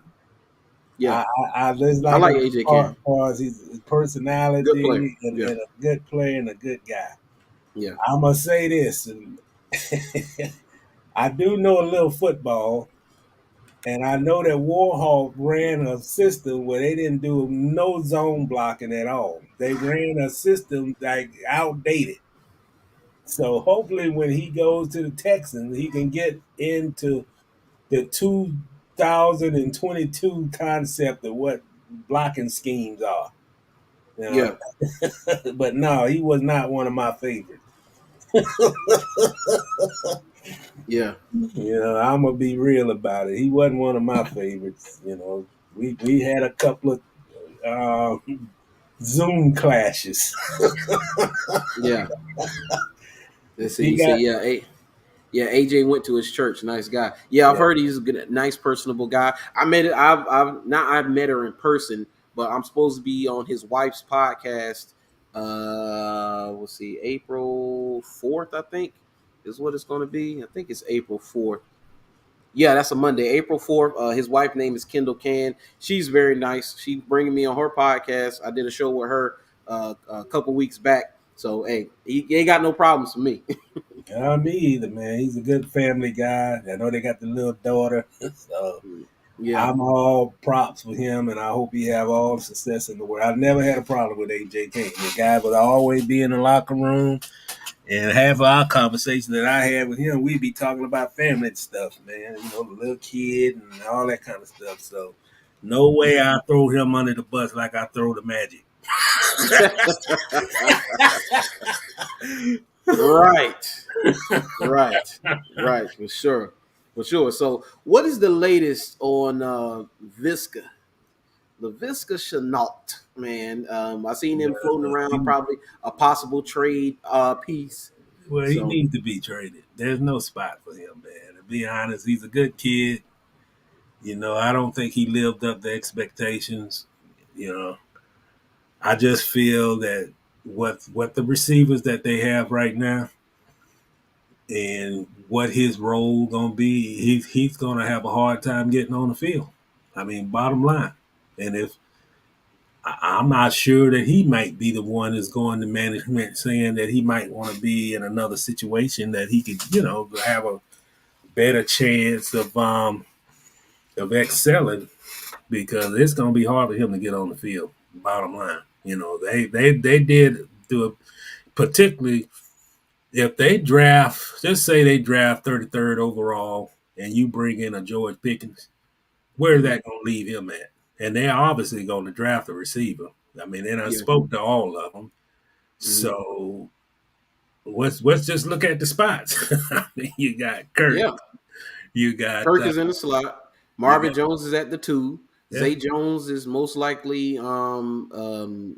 Oh yeah, he'd well, be, so Kirk he'd be, 3, Marvin 2, mm-hmm, Zay Jones 4, mm-hmm. and then whoever they draft, they want him to be the X receiver. He'd be They the want him to be the number one he'd guy. I So think he the fifth guy. I actually think Treadwell would be ahead of LaVisca. And so that'll make him the sixth guy if they draft a guy. Yeah, and I just don't think there's a spot for him. I don't think that this coaching staff feels that what they want to do, particularly if they play him in the slot, that he don't put the numbers that they want. Drops and all that kind of Mhm. stuff. So I don't. I any rumor out there that they're exploring trade offers, I would feel that that's accurate. Yeah. You Yeah, got I've to get seen it. something in return. I would rather see them trade him to get a draft pick than just releasing him like they did with Leonard Fournette and get nothing. You know, Yes. I just don't feel that he's in their plans. I think they evaluated the situation, and they obviously feel that they needed more talent at wide receiver, and they looked at his tape and they saw it's just hey, in this league, man, I know things has been bad in Jacksonville with the Urbans and the Doug Marones and all that, Mhm. but those guys are always say you could be 1-15 or you can be 3-14. What you do when you're in that situation is try to put the best tape that you can So when that new coaching regime come in, that you got something to show. I don't think he showed anything. I don't think he showed enough last season to turn Doug Peterson head to say we need to keep this guy. I don't think he. I think Treadwell did, which they re-signed him, and some Yeah, others did. But I don't think he showed enough to just okay. We don't need to go out and get a receiver in the draft because we got Laviska. They're not saying that, and they need to get something back in return. yeah. No, I agree with that completely. If you're gonna, if because he, from what we just talking about and what it sounds like, he isn't in the future plans. And Josh said he wondered what they would get for him. A late round pick. Matt Ryan just went for a third. So you looking for? And that's another thing. What he Oh, just Ingram is basically a wide receiver. Yeah, yeah. Ingram is basically a wide receiver. You know, he's a tight end. He's basically a wide receiver. yeah, he Evan can play Ingram. in the slot and he can play outside, and that might be the that might be the last straw right there with Ingram. If Yeah, Ingram comes out in the spring and just I mean, the guy's he's proven, so he's they proven. know what he can do. But he might be the guy that forced. I think Ingram probably the guy more than any of them is forcing their hand that this guy has no room. He's got no spot to get on the field, no matter what happens. Right. And if I think what I saw, I got to look at it again. If I'm not mistaken, what I saw was Evan Ingram's worst year as far as Mm-hmm. catches was 44. He caught 44 balls. That's the Mm-hmm. least amount of catches he's had in the season. 44 is the most catches a tight end has ever had for the Jaguars. Yeah. Well, you can. I mean, we'll just look at the roster right now. There are 3 tight ends on the roster combined for 1 touchdown, Yes. Yeah. and they Yeah. may draft one. You can't have a tight end on the roster because the reason he was on the roster because Urban thought he come from a good family. Yeah. Yeah. Yeah. Farrell, I think you might need to go dip in there and get a player in the draft who can replace him because that's unacceptable, man. You don't draft guys because he comes from a good family. You draft a guy to make an impact, and they got too many tight ends that all play the same. They're all blockers. We don't Yeah. need 2 tight ends in the tight end room, and the best attribute they have is being a blocker. No, sir. Right. We might need one, but that one you done spent, so Manhurts will be your designated blocker. You don't need another one. Not in this league, not at that position, not in the AFC. Yeah. You don't need 2 prototype blocking tight ends. You need a guy who can be a playmaker. And Right. they got 2 of them at least. Right, yeah, because you're right. You don't need another blocker because if teams see Chris Manhurts in the game, Yeah. I would if I'm a defender and I see Manhurts in the game, I'm going to assume they're probably running the football. Yeah. Just saying, I'm just going to assume you're running the football because Manhurst is not a receiving tight end. So I'm going to assume, just like with Jimmy Graham, one of the things with Jimmy Graham was even though Jimmy was a great player, one of the most dominant tight ends we've ever seen, dude, he put up receiver numbers, Yeah. But one of the issues is that Jimmy wasn't a great blocker. So when Jimmy was in the game, you knew pretty much they weren't running the football because he's not a great blocker. It was the same thing with Julius Thomas. When Julius Thomas was here in Jacksonville, if he was on the field, teams knew that we were throwing the football because he couldn't run block at all. Yeah. But So those are the decisions, man, that you don't go draft a guy where you already got the same style player. You can't. You draft for need. You don't draft for family favors. Let's just say that. You draft for need. You don't draft for family favors, and you don't draft based on who you recruited in college. right. Those are issues that won't be an issue this year. I promise you that, man. For sure. Hey, you see Josh. Josh say, yeah, Manhurst was good at holding.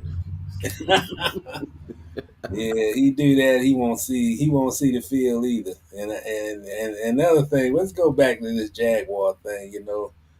that the Jaguars trying to put a pretty face on Brandon Linder will not be here this upcoming season. They're I trying to figured. they're putting a pretty face on it, so they're giving him the option of go out in glory and retire, basically. But he will not be the center on this team, and they probably draft a center. I would think. I mean, I've even seen some reports they might draft a center in the with the 33rd pick. So Tyler Okay. Shatley, they re-upped him, so he would probably start the season out. I wouldn't mind that at all. Shatley's a At the good player. start. And I think they got to go out and get a running back. It's just too many questions right now with James Robinson and Travis Etienne on just when they're gonna. I mean, he actually Doug Peterson What said, up, Ness? "Hey, what's going on?" Yeah, he say so. Who going first? Chenault. Chark already gone. Chark is going to Detroit, Ness. But Chenault, we just talked about. He came late. We just talked about Chenault, Ness. Chenault is looking like the sixth receiver on the team once they draft the guy because he's already the fifth right now. Yeah, he'll be the next guy out the door. He won't be in free agency like Chalk, but he won't be. When they sign a tight end who basically a receiver, that was the end of that's the end of LaVisca. And LaVisca got to get better, man. He does. Let's be truthful. He has not shown a lot of improvement since they drafted him. I mean, it's like you have to catch the ball. He was one of the guys that had some problems with drops. And I think he got hurt by a coaching staff who didn't know how to utilize him. I would have featured him like they do Debo. I would have put his I butt. I would would have. have put him in the backfield. I would have made him if he didn't do anything. If he didn't catch passes or nothing, he would still be sort of like a deterrent type of player for me. That you have to put him on the field to cheat on the defense. Like, hey man, just either be a disguisement or something to Mm-hmm. get the attention from the defense. And I just hope this coaching staff, man, that you don't always have to throw for it. I mean, this would be realistic. You don't have to throw 12, 13 passes to your receiver to make an impact. I mean, that's not necessarily what you have to do. But you do have to utilize him in a way that Mm-hmm. he's drawing the attention of the defense. Yeah. And I hope this coaching staff, man, you got to utilize every piece of talent you have on your roster, and Yeah. you got to do it. You got to find ways. That's why I speak highly about bunch sets, because bunch sets is nothing but drawing the attention of the defense. And when Yeah. a team like the Jaguars last year don't run that, when you're not getting any separation if you split them wide and put the slot in the inside and you run your routes, the regular routes, you're not getting any separation anyway. Dude, So by by week 3, after we saw that they couldn't get separation, I would have Mhm. been running bunch sets and pick plays. Yeah, that's what you got to do. I mean, you got to run those plays even when you got guys who can get separation, because you drawing. You just want matchups. You want to keep the defense guessing. You don't. I mean, you doing things to keep the Yeah. defense honest. You want them backpedaling like who I get and make them confused. And Yeah. I just, man, it's just like you got to help. If you don't have the talent, then you got to find ways to help yourself to create matchups. And that whole coaching staff did not do that a year. Well, we're not going to talk about last year, but I, Yeah. the importance of having an experienced coaching staff is finding every weakness you can in the defense and utilizing every talent, every piece of talent you have to win the game. And Yeah. and hopefully that's what we're gonna see. Yeah. Dude, they could have gave and this is the thing that's heartbreaking about it is that we can't fully judge Visca like we want to because of Mhm. the coaching staff last year. Oh, You know, for you two can't fully. years to be honest, Yeah. because they were throwing games. I mean, to be honest, they wasn't trying to win games to get Trevor Lawrence. So it's been basically two years Mm, that he really didn't. They didn't really maximize what he could do. yeah. But a guy like him, man, I just say this: a guy like him come in. He had talent when he came in, and I mean, you have to you have to find ways to make plays, and I don't think he found ways to make plays. If you catch a pass over the middle, then turn it up for a 40-yard gain, not turn it up and you tackle right there at the spot you caught the pass. Yeah. Turn it up. Find a way to get separation. Yeah. Stiff arm or do whatever you need to do, but get some chains moving so we can get some first downs and touchdowns. And I don't think he showed that, man. And another thing, and we said this, I say this one more time, man. When you're losing, when you got a losing record and you losing in December, you can never lose sight that the tape that you put out is gonna last. It's it's gonna be the most important thing for you when the Yes. off season comes. And those guys are told that. Yep. Yeah, Bevel told him that. I mean, he didn't tell him much, but he told him that. I mean, some of them, they probably played the best game of the season against the Colts in that season finale. But man, you got to make sure that tape is going to stay with you. Mm-hmm. And I don't think he showed enough on the tape for the Doug Peterson to say we got to keep this guy around. And that's the way No. they're at right now. Yeah. Yeah. Yeah, No. And if anything, it showed that we got to upgrade this position. yeah, they tell players all the time, especially the preseason guys and Yeah, guys who pretty much are not going to make the team. They say, yeah, "Hey, you're playing. You putting out tape for your current team and your future team. yeah. So when you can step on the field, that tape is out there. It ain't going nowhere. Not Whether going it's nowhere. bad or good, it's going to be linked to you forever Yeah, because it's out there. So I don't know. Let's see. Yeah, Josh Stewart said I'm excited to see ETN as well. Yeah, I hope he comes back fully healthy, man. Let's go say some Associated Press say the Jags are the most improved team in the AFC South now. True or false? yeah, Most improved. They didn't say best team, so they said most improved. Tennessee didn't do anything to make them better than they currently are. They are what they are. The Colts got better. yeah, Colts yeah, definitely got better with Matt Ryan. They're right there. Houston is not in the running at all. yeah. But it's between the Colts and the Jags. And Matt Ryan holds a lot of weight because I think he improves them immediately.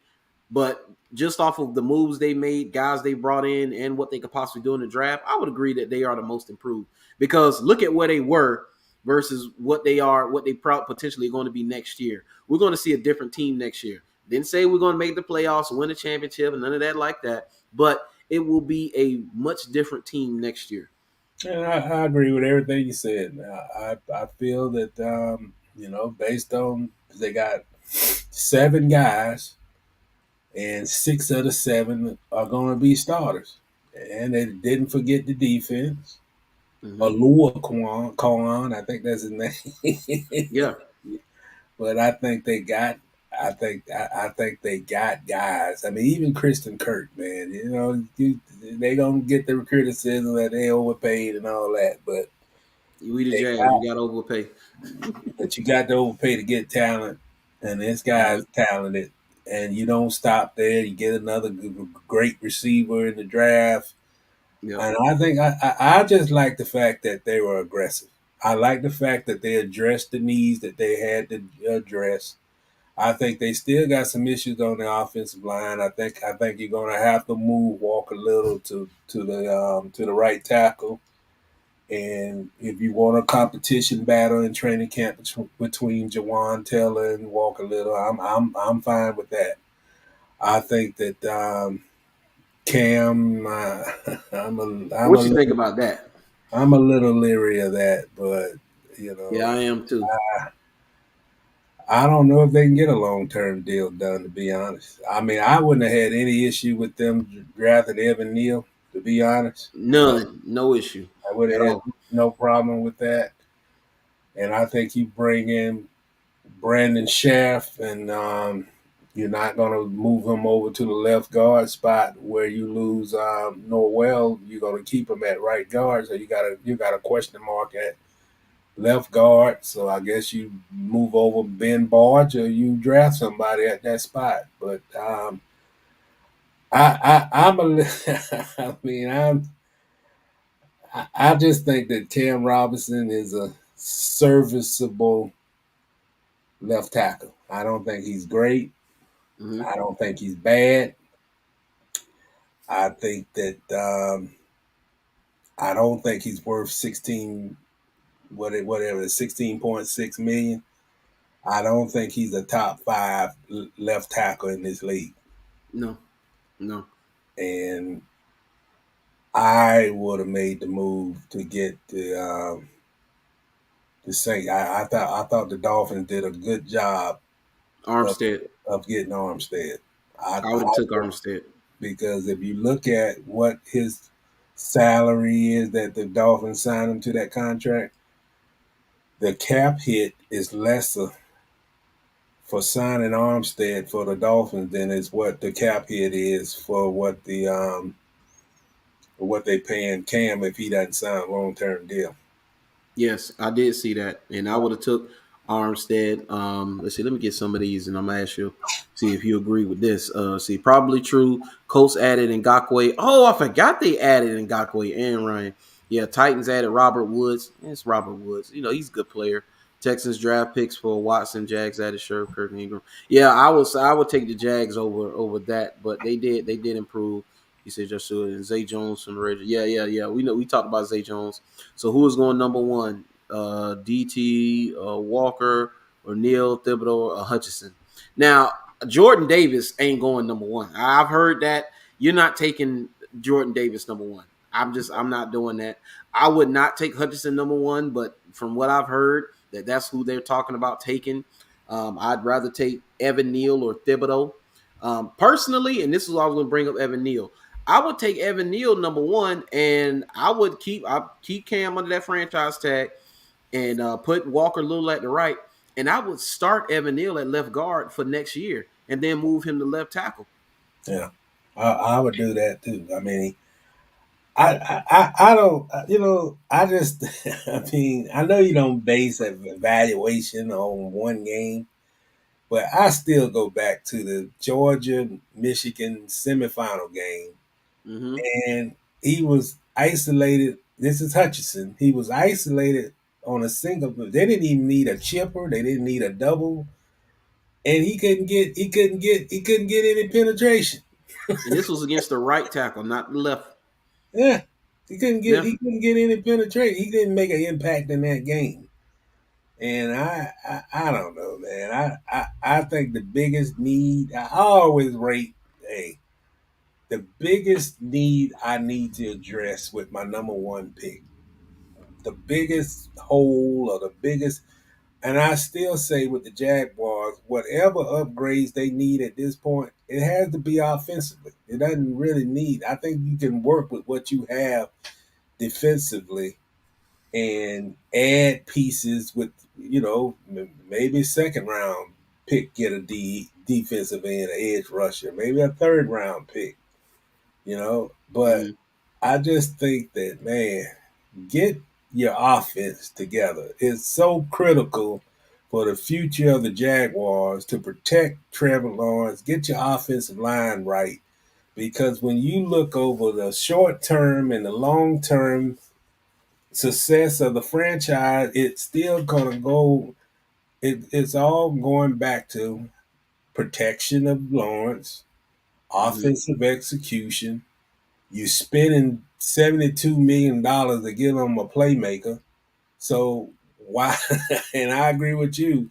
If Evan Neal is the guy, and I think he's the guy. I think the guy that played three different positions at Alabama.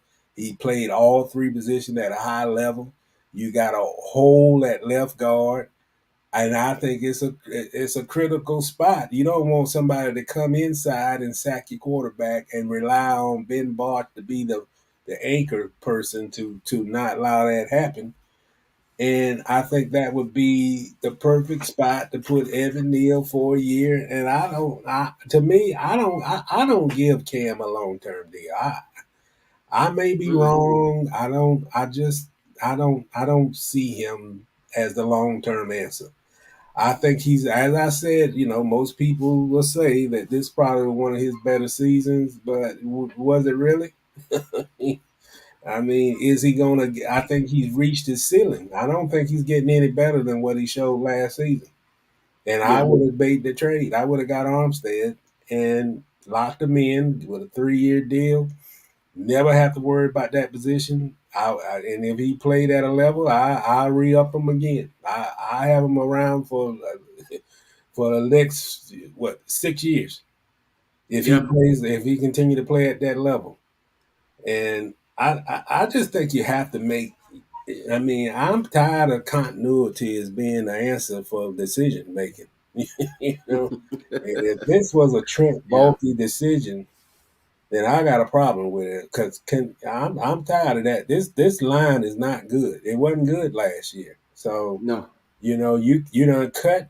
I commend them. You done walked. Andrew Norwell played for Washington now. AJ Kane is gone with Houston. Mm-hmm. You're definitely going to address your situation at right tackle. Yeah. Either it's going Jawan to be, Taylor can't be the starter day one. yeah. So I think you have to look at it. I think they looked at it, but hey, you signed this guy, you giving this guy $16.5 million.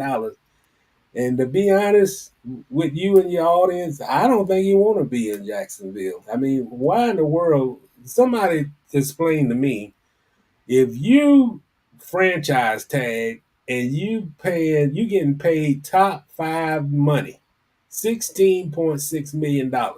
Somebody tell me why in the world he hadn't signed it yet. He hasn't signed the franchise tender yet. No, he hadn't. Not to my Wow. knowledge, he hadn't. Why has he Hmm. hadn't signed it yet? Right. What's the what's the What's the game? holdup? What's the holdup? You know. Yeah. Yeah. Yeah. Now Yeah. now Yeah. they are in negotiations for a new according to Bulky, they are still in talks for a long term deal, but I don't think the guy want to be here, and I go on record on that. I just don't think he want to be here. I think that if he had an opportunity to go into free agency, he would sign with someone else and probably sign for less money, which is why they didn't want him to go. There's a reason why they franchise. They don't want him to hit the open market. So. Yeah. So yeah, we'll see. Let's see. He say most questionable sign to me had one touchdown last season. Had a really good game the first game against after the rug situation. Oh, Zay Jones. I mean, he's not. I questioned. I was like, I was like Zay Jones. I was like, but I mean, hey, Zay Jones is not worse than the receiver group last year at all. If anything, he's just as good as whatever we had last year. No disrespect to Marvin Jones, but he fit right into that group if that is the case. But I think with this group, I think he'll be better because he's not. You're not relying on Zay Jones to be the X receiver. You're not relying on him to be the number 2. You're not relying on him to be the number 3. You're not. He's the 4th receiver on this team after they draft the guy. Yeah. So yeah. And I just think he's And Treadwell, don't forget about Treadwell. You don't know what Treadwell can move up the depth chart. yeah. There's a reason they resigned him, and I think on Jones, I really feel that they wanted DJ Chark back.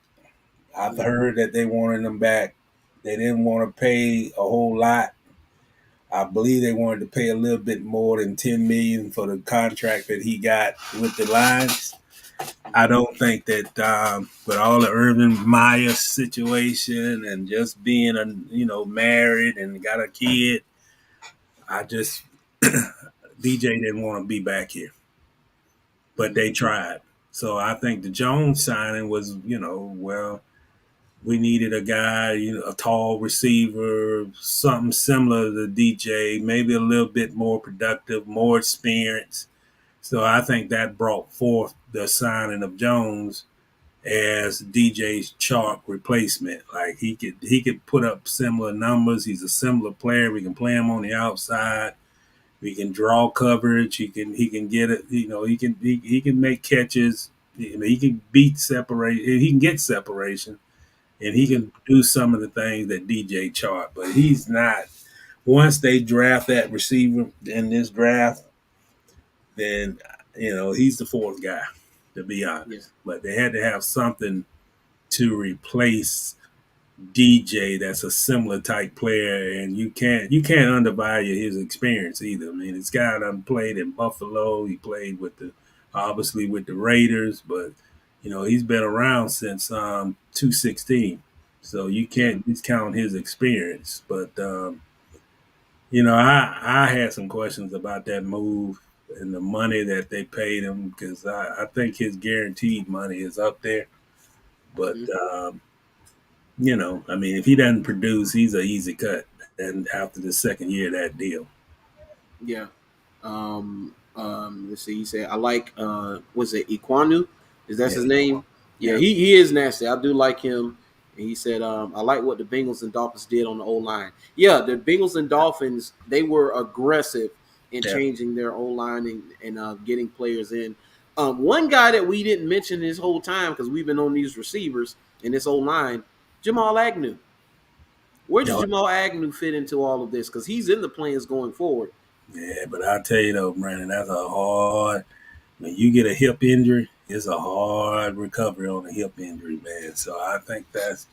I mean, if he comes back and have that same speed and different things like that, and can be an impact like he was this past season, they got a gem. But it is hard to come back from that injury, man. When you broken hip, and I think one of the toughest bones in your body is your hip because the blood can flow into that hip bone, and Mm-hmm. Bo Jackson had that injury, Yeah, I remember.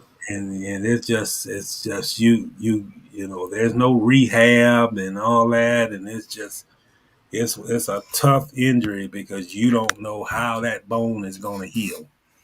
Yeah, And you could walk with a limp for the rest of your life by getting your hip bone broken, that kind of thing. So I think they're wait and see. I think that move is a wait and see move, and right. But if he's back, that's just what we was talking about earlier. That just more in the fire that they're gonna have to do something with LaVisca and move him. yeah, yeah. No doubt about it, man. No doubt about it. I think we pretty much got it covered. I think that's about it. Only thing what was left.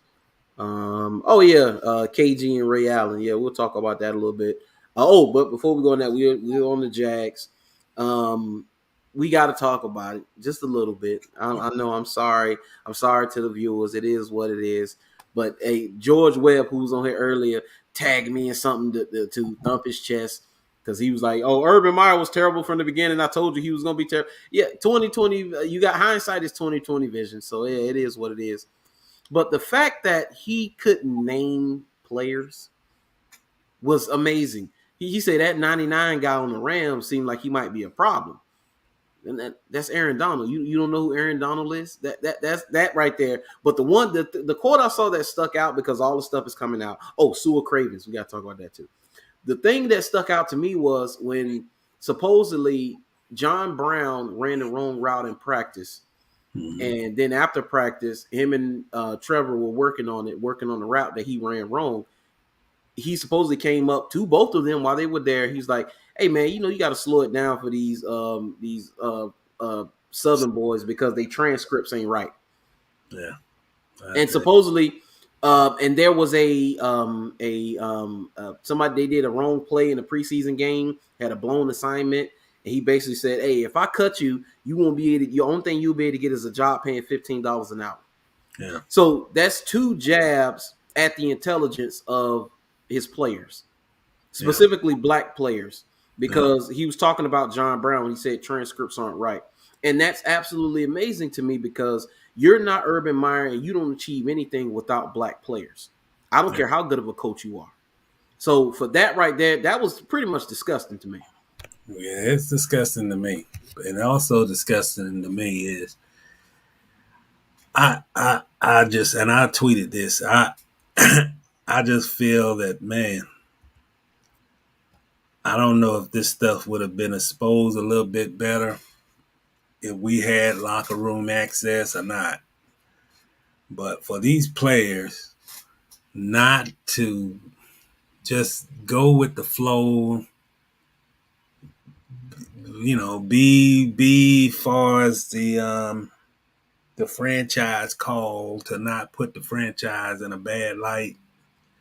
See DJ Chark when he's been asked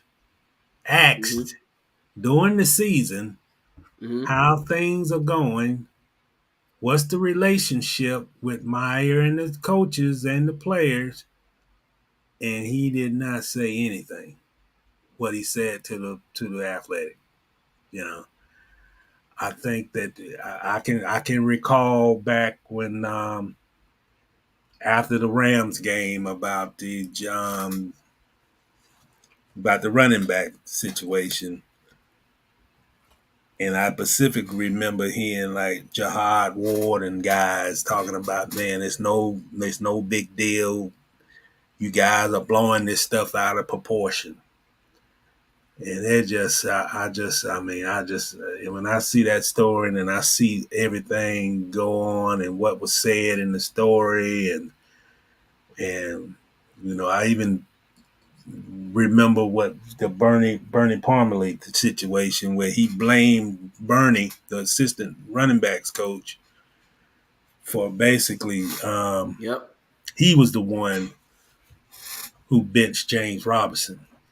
We requested to speak to Bernie Parmalee, and they said we're going to get him. The day comes that he's supposed to speak to us, and they tell us that he backed out. He didn't want to do any interviews. It wouldn't have served him any way, which I believe. But I just for the life of me, for this group of guys, you speaking of 53 players, knowing what all this stuff going on, and I'm not even talking about the fact that this guy didn't come back on the team plane and the videos and all that. I'm just talking about, basically this coach, racial context on the comments that I'm surely that other people heard it, and none of those guys answered the bell. I have a problem with that. There's a way you can use the media to your advantage, and there's a way that you can get things done or get change. If you got contract, and I say this, man, if you got contracts like let's go down the roll call. You got contracts like, let's go here. Contracts like Miles Jack, Josh Allen. Let's see here. I'm not going to put Trevor Lawrence on the spot because he's a rookie, so I wouldn't put him in that light. But you got guys here with contracts. The Brandon Lenders, another one. Cam Robinson. Noel's contract was big. Yeah, you got guys like that where what repercussions are they going to get from the Jaguars from saying publicly that we got something going on here that's bigger than us, it needs to be addressed? Or even if you don't say your name, say, and I'm not talking about me. I'm not putting hey, go to Rappaport, go to your NFL network and tell somebody what was going on with this situation, that there's no way in the world this guy should have been the head coach going into week 13 of week 13, December, whatever, he got fired December 16th. From the things that was specified in that story, not just that story, the stuff that was in Palacero story for NFL Network. Yeah. Those things should not have gone on those many months and no action taken. Yeah. Nobody taking a stance. Nobody, you know, I putting was gonna say that, themselves Josh. on the line. And yeah, he's another one. He's another one. He's a big one that made. And I know it was his Yeah, first Shaq year, Griffin.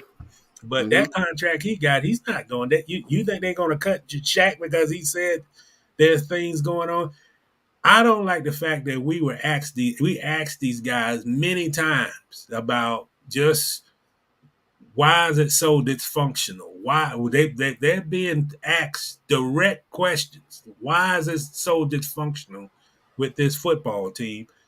And you don't get locker room access, so you got to ask these questions on the podium, and none of them stood up and said anything. Yeah. You know, Yeah. I Now, mean, and you can let me know if you agree with this or not. Those guys from, let's say, the 2017 era, so 2016, 2017, 2018, 2019, those guys on the team then, the leaders we had then, this wouldn't go down. no, It would have it would have been a shit storm by week 5. yeah, Calais Campbell, Jalen Ramsey, AJ Boye, Ngakwe, Tashawn Gibson, all those guys were vocal guys. Malik Jackson, all those guys were vocal guys. man, I believe if this coach was on that team at 217, Mm-hmm. it might have been some practices that we would have been out there watching where we would have probably seen some confrontations. Telvin, Josh said, man, Yeah, come on, you gotta know. yeah, Yeah, yeah. It would have probably been, like locker room, Yannick wouldn't have stood for that kind of stuff. Malik Jackson no, wouldn't have stood for that kind of stuff. And that's the difference. The difference, just being a part of this dysfunctional 2021 team. Maybe it was the reason that Urban Meyer didn't aggressively go out and get free agents because maybe they didn't want to. I'm just saying, I'm not going to put Trent Baalke in this.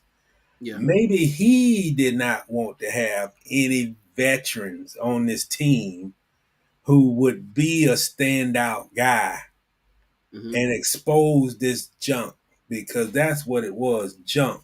Yeah, You can't go out here and bully players, mm-hmm. make a player cry, which was reported in that story, Mm-hmm. call players out their names, mistreat James Robinson from probably the nicest guy on the roster.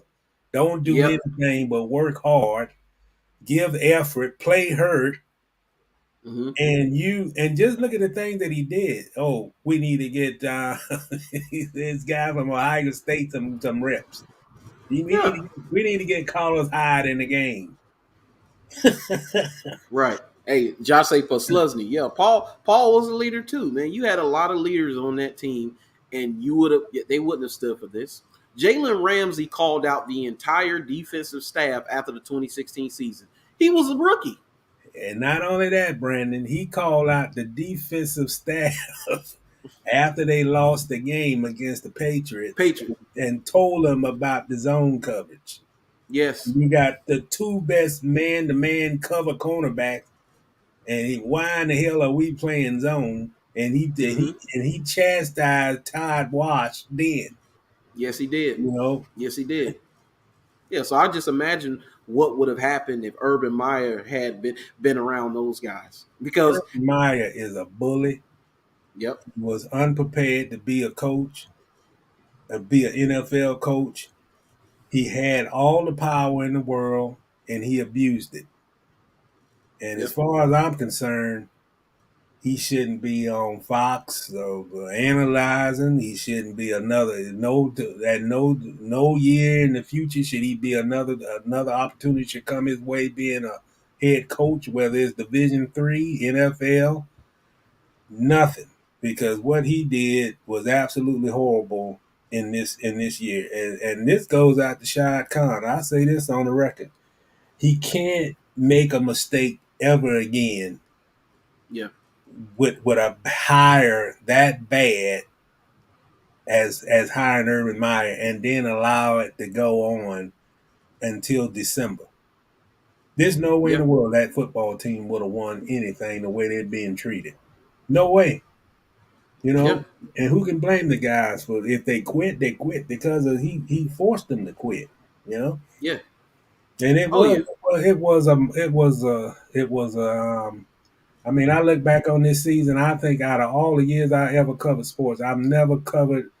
There's been more news on outside of what they did on the field. I don't think I've ever covered a year where there was so much drama that it had nothing to do with wins and losses ever in any time I ever covered any team Yeah. in my whole career. I've never heard of a head coach who didn't go back with the team, particularly after a loss, unless it was a death in the family. Yeah. That's I've never heard I've it either. never heard of that in my life. And then the next day we got videos. This guy Man. supposedly kicked the kicker. Yeah. Kick the kicker. You basically the meeting with his coaches. Yeah. He's like basically talking trash to his coaches, talking about they haven't accomplished anything and all. And I'm like, wait a minute, you hired these guys. How are you talking trash to the guys you hired? I don't understand. You see, Kassan Carter said, "What's happening, Kim Folk? Urban had a team that didn't have true vets or speak their mind guys. If Jaden and Calais was on the team, Urban would have been fired after week 4." Hey, Kassan, you late. I just said that. I just said that had this been a 2017 team, whether it was 2016, 2017, 2018, or 2019, those 4 years where majority of those guys were together, this wouldn't have gone on No. at all. They called out everybody during that time. Anything that those guys didn't like, they called it out. So they would have called this out by like you say, by week 4, it would have been turmoil. Man, let me tell you something. If they would have had those guys on this team, they would have had to have somebody from the league and the Players Association would have got into this way ahead of the game because there would have probably been some. Knowing some of those players, there probably would have been some confrontations. Yes. You know, you look at a guy like Malik Jackson and you chastising a teammate in front of him. I don't know if he would have took that. It would have been ugly. They would have had to. I think if this would have happened with those guys, it would have got exposed because they would have known what the proper channels to go through to have him removed, and that would have been the NFL Players Association would have put out these grievances that those players would have put grievances to the Players Association, and the Players Association would have went public with those grievances, and he would have been out. And Yeah. which is what this group should have done too. That there's something. It's a lot of. If you read that story, there's a lot of rules violations that went that would have been violations under the players the players agreement contract. Yeah. He said, good thing Trevor's mentally tough. Yeah, Josh. Trevor was going through it. Trevor's like, man, I'm trying to just get through the year. He said it would have been some walkouts in practice and maybe during games saying, nah, Boycott. we not playing for him. Oh, Yeah. yeah. Yeah. Oh yeah. Yeah. No doubt about it. No doubt about it. They wouldn't have stood for this. And you They know the wouldn't have worst stood for thing of all for Trevor. Trevor took it. You know, I mean he showed leadership of a 6-year veteran during that season, but also the detriment of it all. He lost the season. He lost it. Basically, it's a lost season for Trevor. He lost the Yeah. rookie season. You know. Yeah. Yeah. Now, one of the things is that I think this he can use this and this will make him better because I don't think he'll ever be in another situation like this Oh ever again. no, Yeah, man. it's up from here. It's up from here for him. You know. Professionalism going on. I mean, this guy Doug Peterson, he done went through. I mean, it's night and day what it was last year. It's a professional football team being run professionally Mhm. from top to bottom now. than what it was with this guy. This guy didn't know talent. I mean, the sad part of it all, we had conversations on the podcast about Urban, about, we first thought that we were saying, like, if a guy come from Ohio State, win 3 national championships, says that he done invested the time, he done spoke to former players, he done spoke to head coaches, he done spoke to Jimmy Johnson, he done his homework about the league. And in hindsight, that was a lie. It was a lie. Because he didn't trust enough of himself to know and put confidence that he could be a successful coach, and he went more to relying on his defensive and offensive coordinators with NFL experience, and he relied more on those guys than he relied on himself. Yeah, he did. See, Kassan Carter said, imagine a live game on Sunday and your star player starts complaining of injuries on the field, hamstring, the groin. Those 2 injuries you can't diagnose from the doctor. Oh, yeah, like Jalen's back injury. Yeah, my back hurt. Yeah, my back hurt. That's another way they would expose this problem. They would have, I think it would have been confrontation on the sideline. There would have been guys that it would be similar to what happened in Tampa Bay. I think those guys, he would have had to ask to go in the game, and some of them might not have been. They would have refused to go on the field just from the way they've been treated. Yeah. You say Joe Mixon, Texas running back. Urban I remember that one. Joe Mixon. And another thing, man, just a secret that we all know because we used to go to the press conferences. After he said Joe Mixon with the Texans, there wasn't a press conference for the rest of the season where he didn't have like a full. He did his homework after that.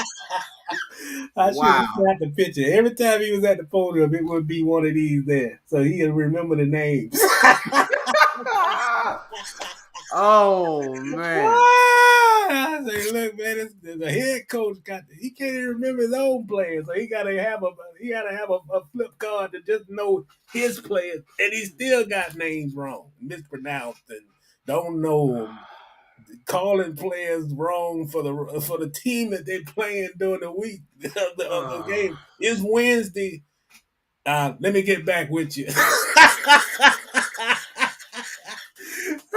How you gonna stop such and such? Well, let me get back with you. Lord have mercy, man. That was one hell of a year, boy. I tell you what, that year's so bad, it will make you think of retirement. Man. And I'm just this is the stuff that makes it hard to be a Jaguars fan. It really does, because people have been relentless about the Urban Meyer thing, and they just I'm ready to just move past it. I want to act like it didn't exist. It didn't happen, but man, this is a stain. This is a stain on Shad Khan. The only way that you get past this point is now you have to win. Well, you gotta win. One more thing about Urban, man. Mm-hmm. I think, and this is just my opinion alone, I think he would have been exposed a little more harsher, reported a little bit more harsher if he had not won those 2 national championships in Florida. Mm-hmm. I think that from a media perspective, I think that has some of the things to do with him not being criticized harsher, and not being exposed for some of the things that went on last season, like not knowing player names. But I think as it got worse, particularly after that Cincinnati game, I think everything was more on board that he wasn't going to be. I said this after those videos came out in October. There was no way he was going to come back as head coach, in my opinion. Next year, yeah. Yeah, I think that was it. I think at that point, it was just getting through the season without any more embarrassments. But at that point, when those videos came out, And that statement that Shad put out that he has to basically show that he can be, like respectable or whatever. That Mm-hmm. that was the end of the thing right there. He wasn't going to come. He could not recover from that. Uh, yeah. No, I don't. Yeah, I can see that. I can see that definitely, and that's why that story Chris Carter told Yeah, that is yeah. even worse. It makes it even worse. Now on top of what it was, because Chris Carter said it. He said the first thing I would have done that could have helped out the Jaguars, because Trent Baalke said that Chris Carter doesn't bring any value to the Jaguars. Those were Baalke's words apparently. Mhm. Um, he said it. He said the first thing I would have done. He said he would have been on that flight back to Jacksonville after the Cincinnati game. Oh There's yeah. no way I would have let Urban stay in Ohio. He said, no, we'll fly. Let's go back to Jacksonville. We'll hop the PJ because we both from Ohio. We'll hop on a private jet and we'll go back. But you got to fly back with the team.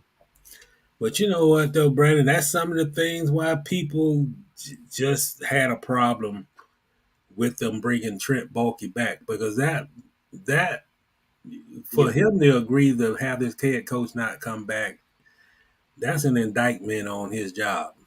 Yeah. Because that shouldn't have happened.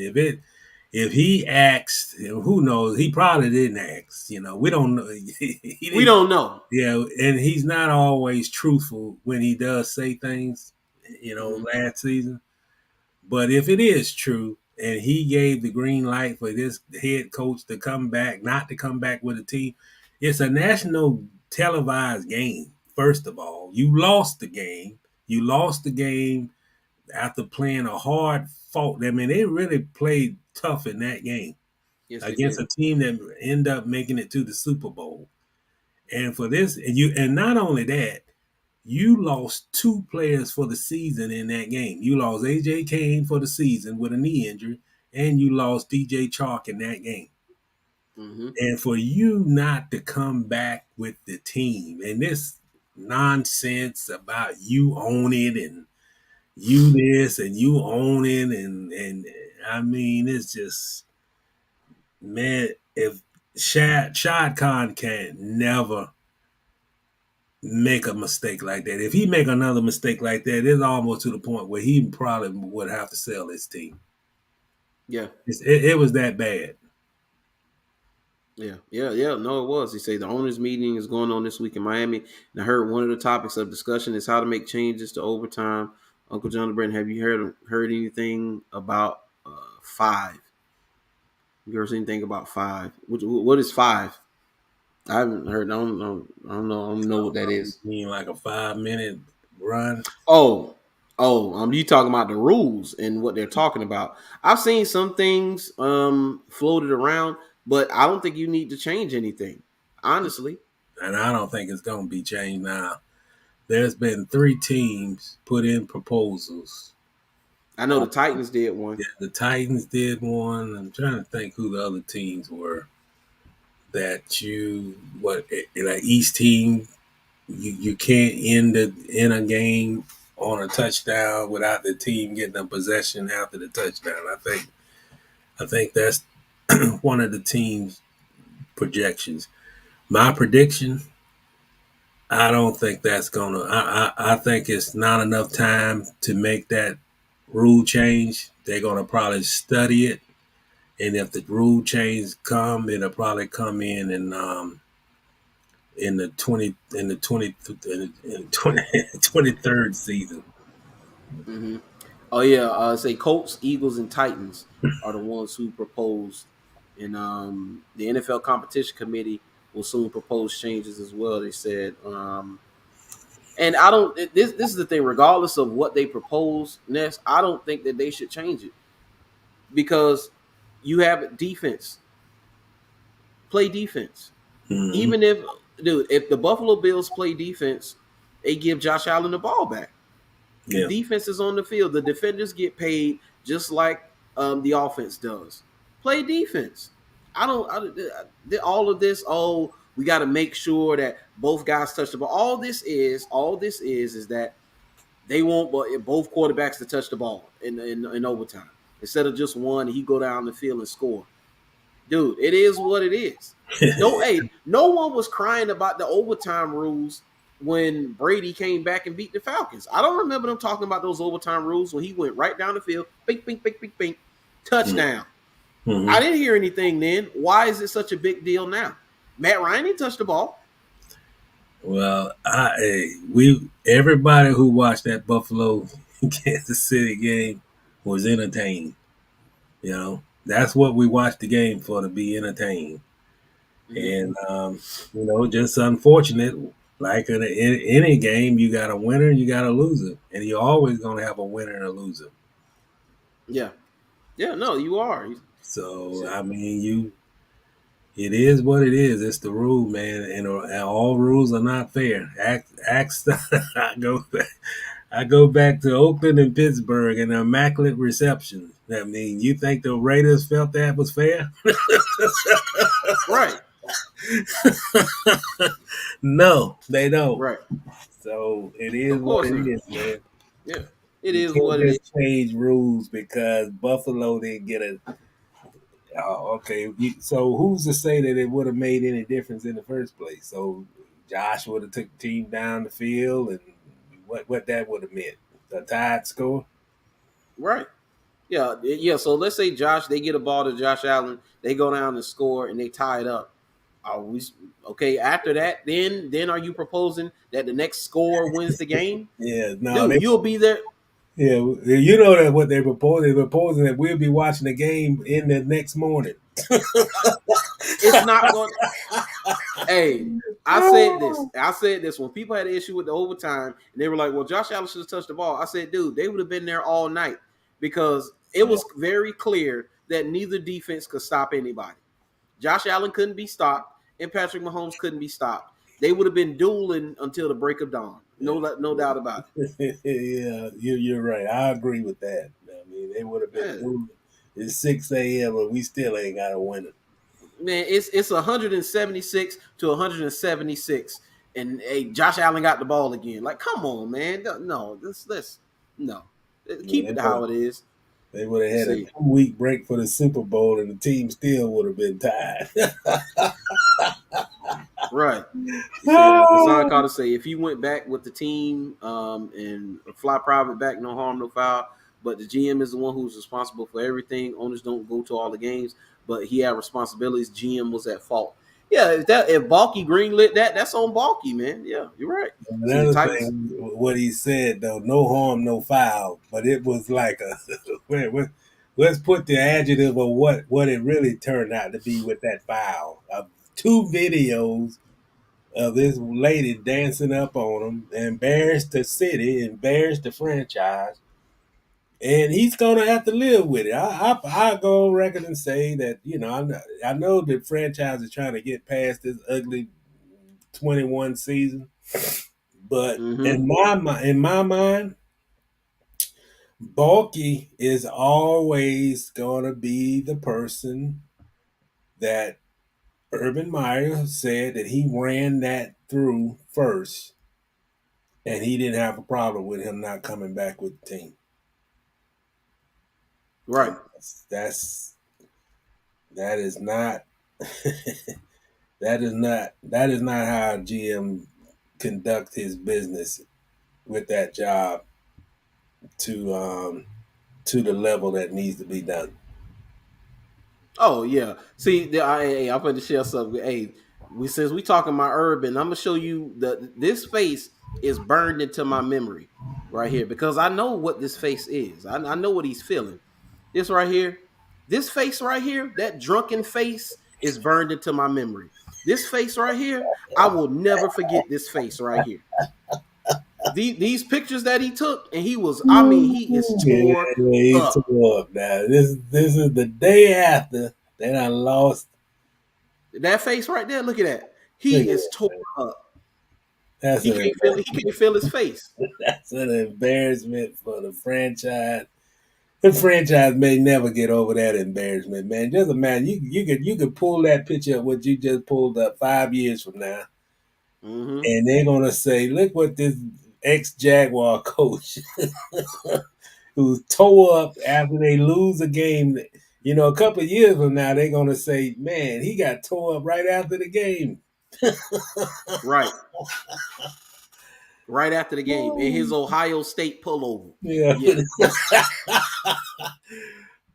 Yeah, man. I tweeted this out the last week. I say the guy you basically I put Shad Khan on notice, and in that tweet I said, "This is an example, Urban Meyer, of a guy who had too much power, who abused that power, and this is what you end up with."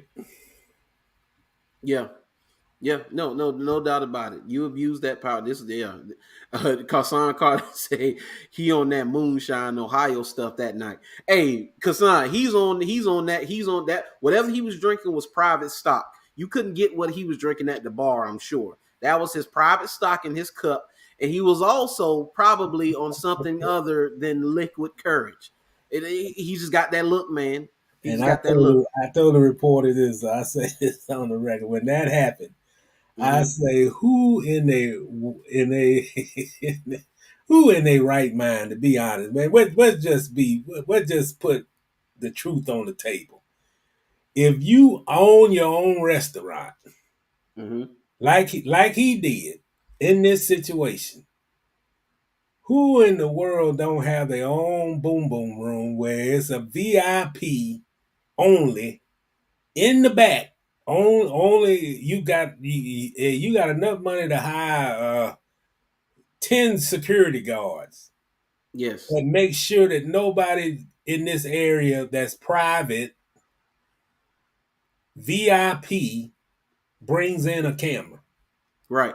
No phones. But this guy was so arrogant and so much power that he did not care who knew. He didn't have to answer to anybody. And that's the arrogance of Urban Meyer right there. Yeah. Because that's the biggest mistake he made out of all this stuff. Well, I don't want to phrase it like that, but come on, man. Yeah. It was out of all the mistakes he made, and if you want to highlight them, that's always going to be on the list. You got to name that mistake. Yeah. Yeah. When he Oh was yeah. arrogant enough not to just have a private party and close off. I mean, he's got regular people in the restaurant. Like it's just a regular. And I'm Yeah. sure that another thing I said when I first saw this stuff, I said, man, this guy know that they video. It looked like he knows that they videotape him and he don't care. Now that's Yeah. power. That is power. Let's see. Josh Stewart said the Titans and coach suggestion is stupid. If you score a touchdown and then convert a 2-point conversion, you win. That's dumb. That's dumb too. A touchdown and a 2-point conversion. It's the dude. Patrick would have scored a touchdown and he would have flipped it to Tyreek or something in the back of the end zone for the 2-point conversion, and they still would have won. That wouldn't have changed the Chiefs Bills game if they would have had to go for 2. Yeah, No, that will not get passed right there. But with that, no. you gotta have a 2-point conversion to win the game. They'll be playing all night with that one too. Yeah. Yeah, rumor has it 3 teams contacted Kaepernick. Yeah, he's been working out after that workout video. He's been talking, and teams are supposedly interested. I don't think he's going to sign. I don't think he's going to play again. I'd be very shocked if a team signed him. But hey, anything is possible. Let's see. Duke won. Coach K to his last Final Four. So Duke won. Okay. There it is, man. There it is. I'm not a Duke fan, but I have all the respect in the world for Coach K. So Yeah, so do I. So do I, man. I'm So only do I. rooting for St. Peter's. That's my team. So do I. Yeah, so let's get this Sewell. So Sewell Cravens went in on Vic Fangio, and then we're gonna wrap it up. But let me share some of this. We're gonna read a few of these tweets because he had a bunch of. We ain't gonna go through the whole thing, but we're gonna give you an idea of what Sewell went through in his short stint in Denver, because I don't think he was there very long. He said, I miss Denver so much. Wish I didn't keep tearing my damn meniscus. I'd get my knee drained once a week just to show I was committed to be on the field. It didn't help. Vic went out of his way to dislike me either. LOL, but that's life. I'm living vicariously through Justin Simmons now. And so he says, unfortunately, I was fired out of a preconceived judgment made by someone who decided not to like me prior to ever meeting me. No matter what I did, it wasn't going to be good enough. And if I made the slightest mistake, it was magnified 100 times over. Can't control that.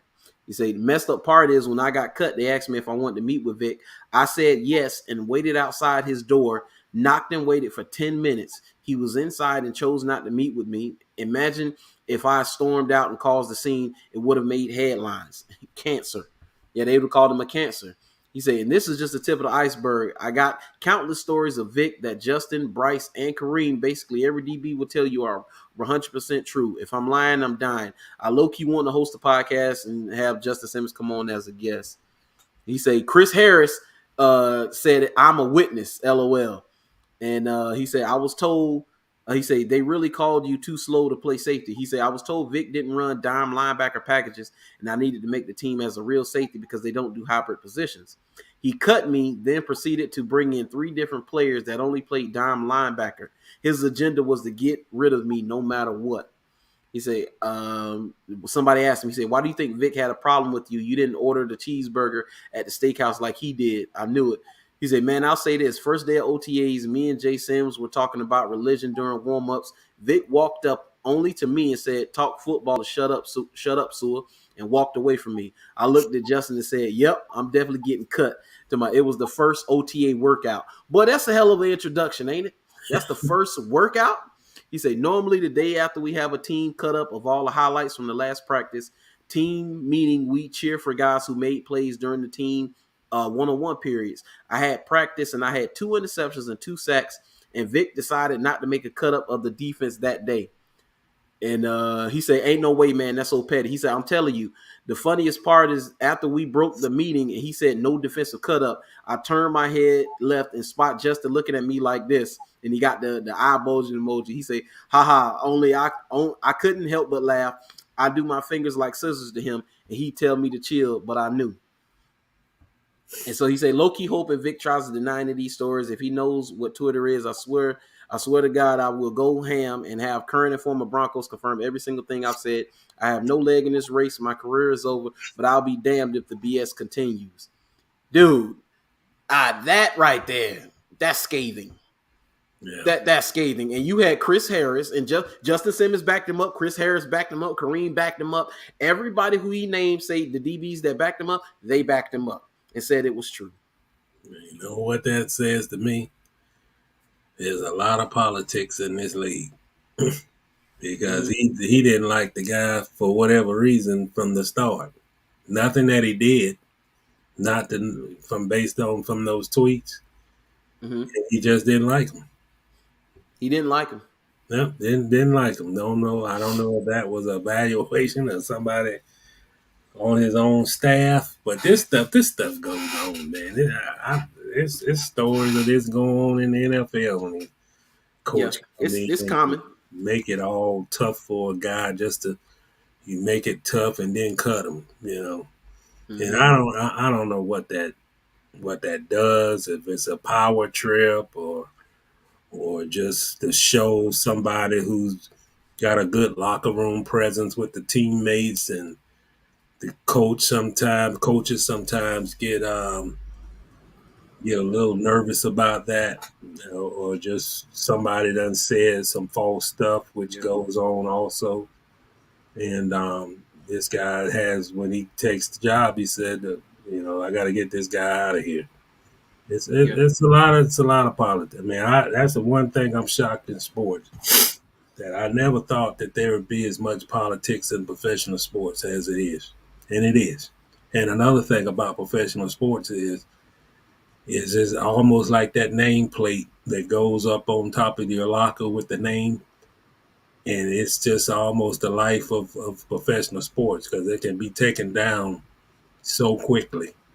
And I always used to think that, man, these guys, the fans think that these guys got it made. They just practice 2 hours a day and they making all this money and stuff. Mm-hmm.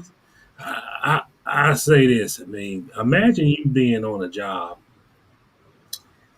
and you so that you don't really trust things. I mean, you can't really trust to even go out and buy a home because you don't know how long you're going to stay, or something could get pulled, you get cut the next day and all those kind of things. And then you go into this in an environment. This is like if it's just me, you, or somebody just had a regular job, and you don't know what your future is on the job. So if you don't know what your future is, then you can't really make yourself feel at home. You can't really make yourself feel that, man, I love this office. I love my desk, so I'm gonna decorate it. I'm gonna make it mine.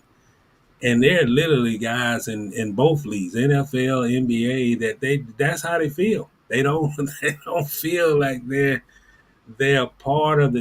They put on the uniform, but the business is so fickle that you could be out the door at any moment, that they Yes. don't really feel comfortable enough to call it their own. Like they don't. It's guys feel, and more in the NFL than the NBA, but this guys feel that they're gonna get cut any moment. One Yeah. mistake, they're out the door. You Yeah. know? And I've talked to fans, previously, and talked to guys, and they feel like athletes get paid too much money. But you're judging athletes on the whole, on the stars. You're Mm-hmm. judging the whole off the guys you see making a ton of money. Everybody don't make that money. No, no. Everybody can't make that money. They can't fit it under the cap for everybody to make that type of money. So it's only certain guys who are going to make that money. That's why you most likely will never see a full stage like protest walkout, unless, I mean, it's got to be absolutely drastic, because even if the stars say that they're not going to play, there's guys below them that are going to play because they need the money. They're Oh, yeah. not going to sit out and lose that check because they can't afford to do so. Yeah. So a lot of those guys, you got guys in the NFL right now living paycheck to paycheck. Oh, yeah, yeah. You got undrafted free agents that's going to be coming in this.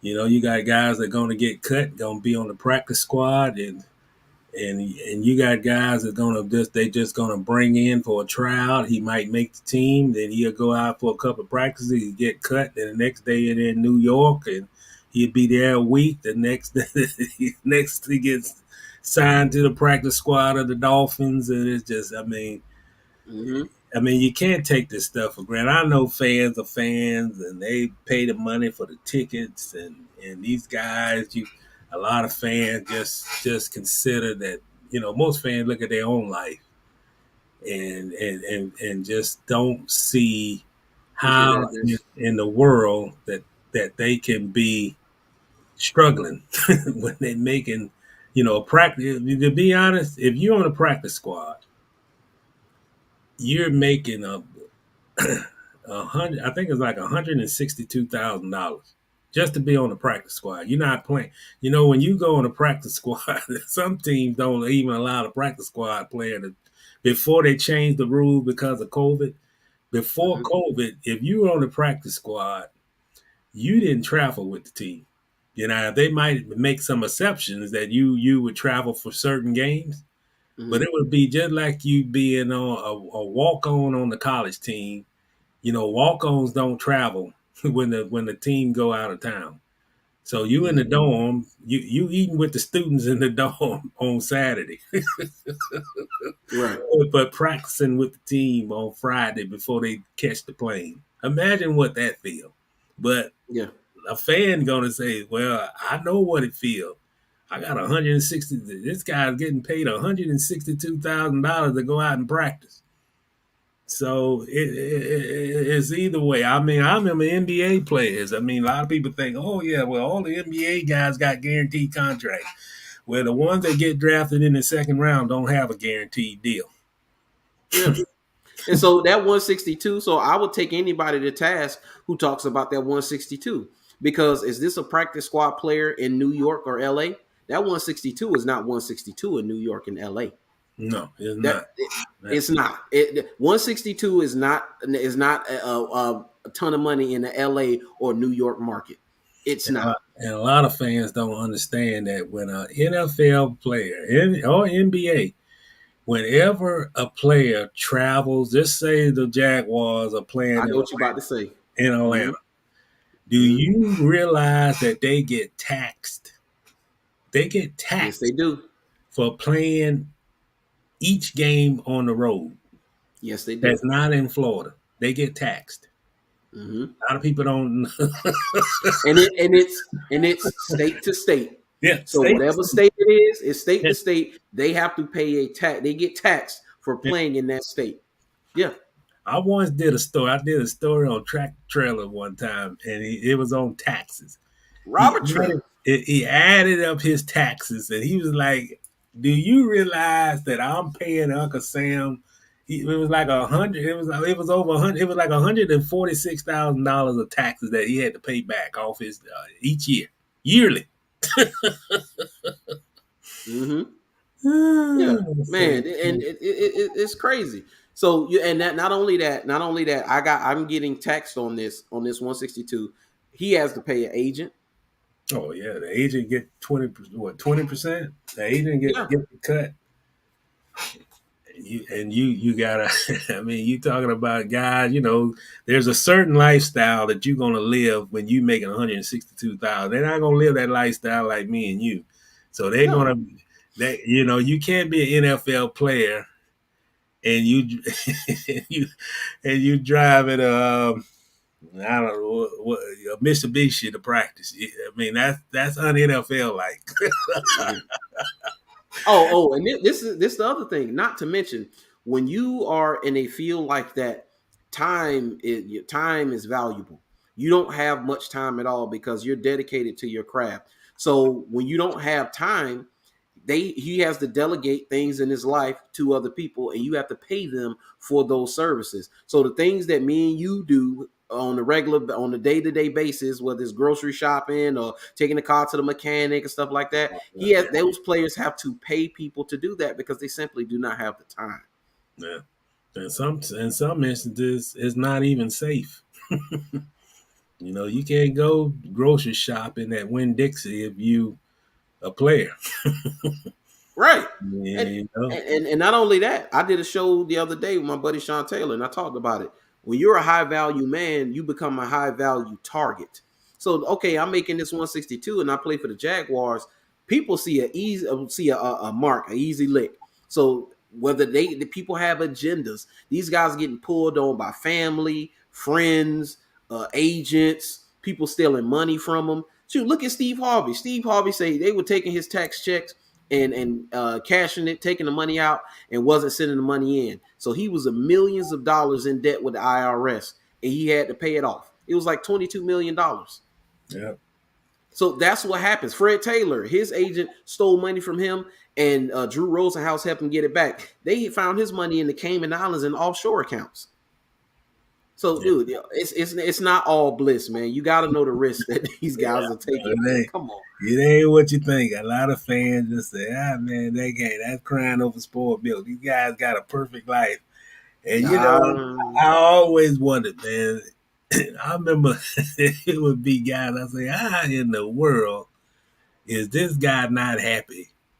And he's in the NBA with a guaranteed deal and look like every day he come to work, to practice, it looked like he done had a bad day, a bad night. Hey,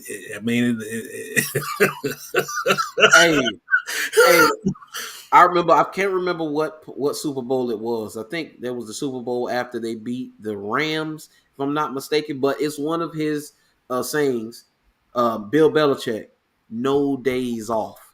So for that 162, guess what?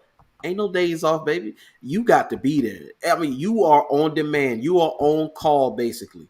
Hey, when they want to get a hold of you, even in the offseason, you got to pick up the phone. Unlike Mr. Zion Williamson, of course, he's under a different set of rules where he don't have to call the Pelicans back when they call him. Yeah, that's why he'd be playing somewhere else, man. I always say this about professional athletes, man. And it even comes times where family just have to. I mean, when you're a professional athlete, you have to make your own decisions. When you go back to Zion is being influenced by his stepdad. His stepdad doesn't like the organization. He doesn't like the way Griffith, the general manager, conduct business, and who what all involved that doesn't really soured the relationship. So the relationship is more soured between his dad and the organization than the organization and Zion. And that's the kind of stuff, if you can't take control, a lot of times these guys go to the Dukes and they go to these colleges and they go to these places, man. I can recall when AD went out of Kentucky. AD was not ready for NBA basketball when he left Kentucky. You Yeah. know, and I'm not from a player's performance standpoint. He was ready, but he didn't like interviewing. He was one sentence responses. You know, when you're a number one overall pick,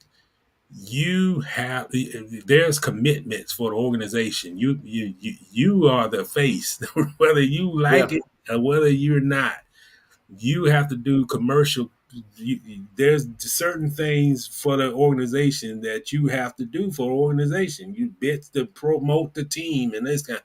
And he did not. I mean, he was not polished as a speaker. He was not engaging. He didn't like it.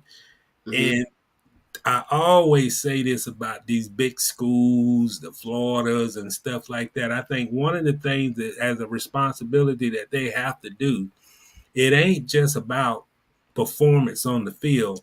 You have to get your athletes prepared for being a professional athlete, and a lot of them don't. They don't give them exposure where they got to stand in front of a camera or get them savvy enough to know what to respond to questions when they're being asked by ESPN and these places like that.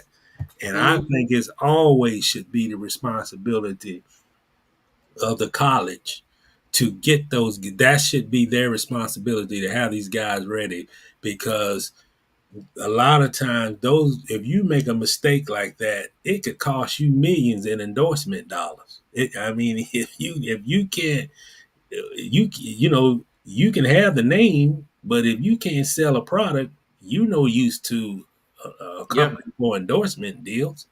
Yep. Yep. This is true. This is true, man. Let me get some of these comments, then we're gonna get on up out of here. Let's see. Yeah, what happened to sports entertainment, not sports politics? Hey, they went woke.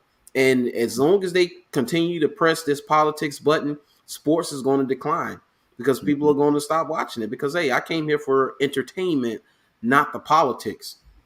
Let's see. Awesome content, guys. Appreciate that, Ness. Say, yeah, practice squad never travel, but home games, they on the sideline. Yep. And he said, a prime example, I did part-time at Publix. There were numerous players shopping. I had no clue who they was until a coworker said who such and such was. Yeah. Yeah, like all these guys ain't famous and all of that. Yeah, he a practice squad player, make 162. You wouldn't know him if he was talking to you in Publix, asking you why y'all ain't got no chicken out. You wouldn't know. You wouldn't Yeah, know who he was. yeah. And the one thing Yeah. about that chicken, it'll never be purchased by me when it's $16.99 a box. Oh my God. That'll forever. I'll fry my own from here on out. Thank you, Publix. I'll fry my own, but I'm not Right. paying $16.99. I tell you that. I had to Right. get that out there, but no. For sure. For sure. So we're gonna end off with this, and then we gonna get out of here for real. Because dang, we had the 3 hour mark again. I was trying not to get the 3 hours, but hey, it is what it is, man. I needed this today, man. I needed this. Let's see. So we're gonna go into Mr. Oh, let me get Man, look at that. Wait a minute. Who's Mike Tyson knocking to the ground? Is that Travis Burton? you know what? I just put the picture up. I don't even know who that is in the picture. Man, I that just look wanted to put like the picture up since Sheldon or one of them guys. yeah. That must be Trevor Burbick or somebody. I think so. So let's see. All right. Oh, hold on. Let me get what's Kassan Carter said. He said even some starters I didn't know. So hey, look, he said even some starters because they got the helmet on. That's why they say NFL players Mm-hmm. had a helmet syndrome because if you don't follow the game closely, and look at them and see pictures of them without the helmet, you're not gonna recognize them when you see them in person. Let's see. See Ray. So Ray Allen attended Kevin Garnett's jersey retirement service.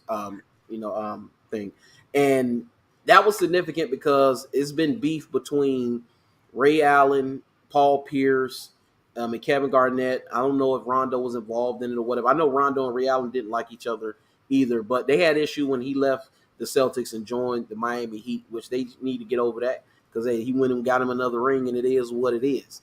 But they buried the hatchet, and it's good to see, and that is very good. I think more black men need to bury the hatchet, and we have to work together.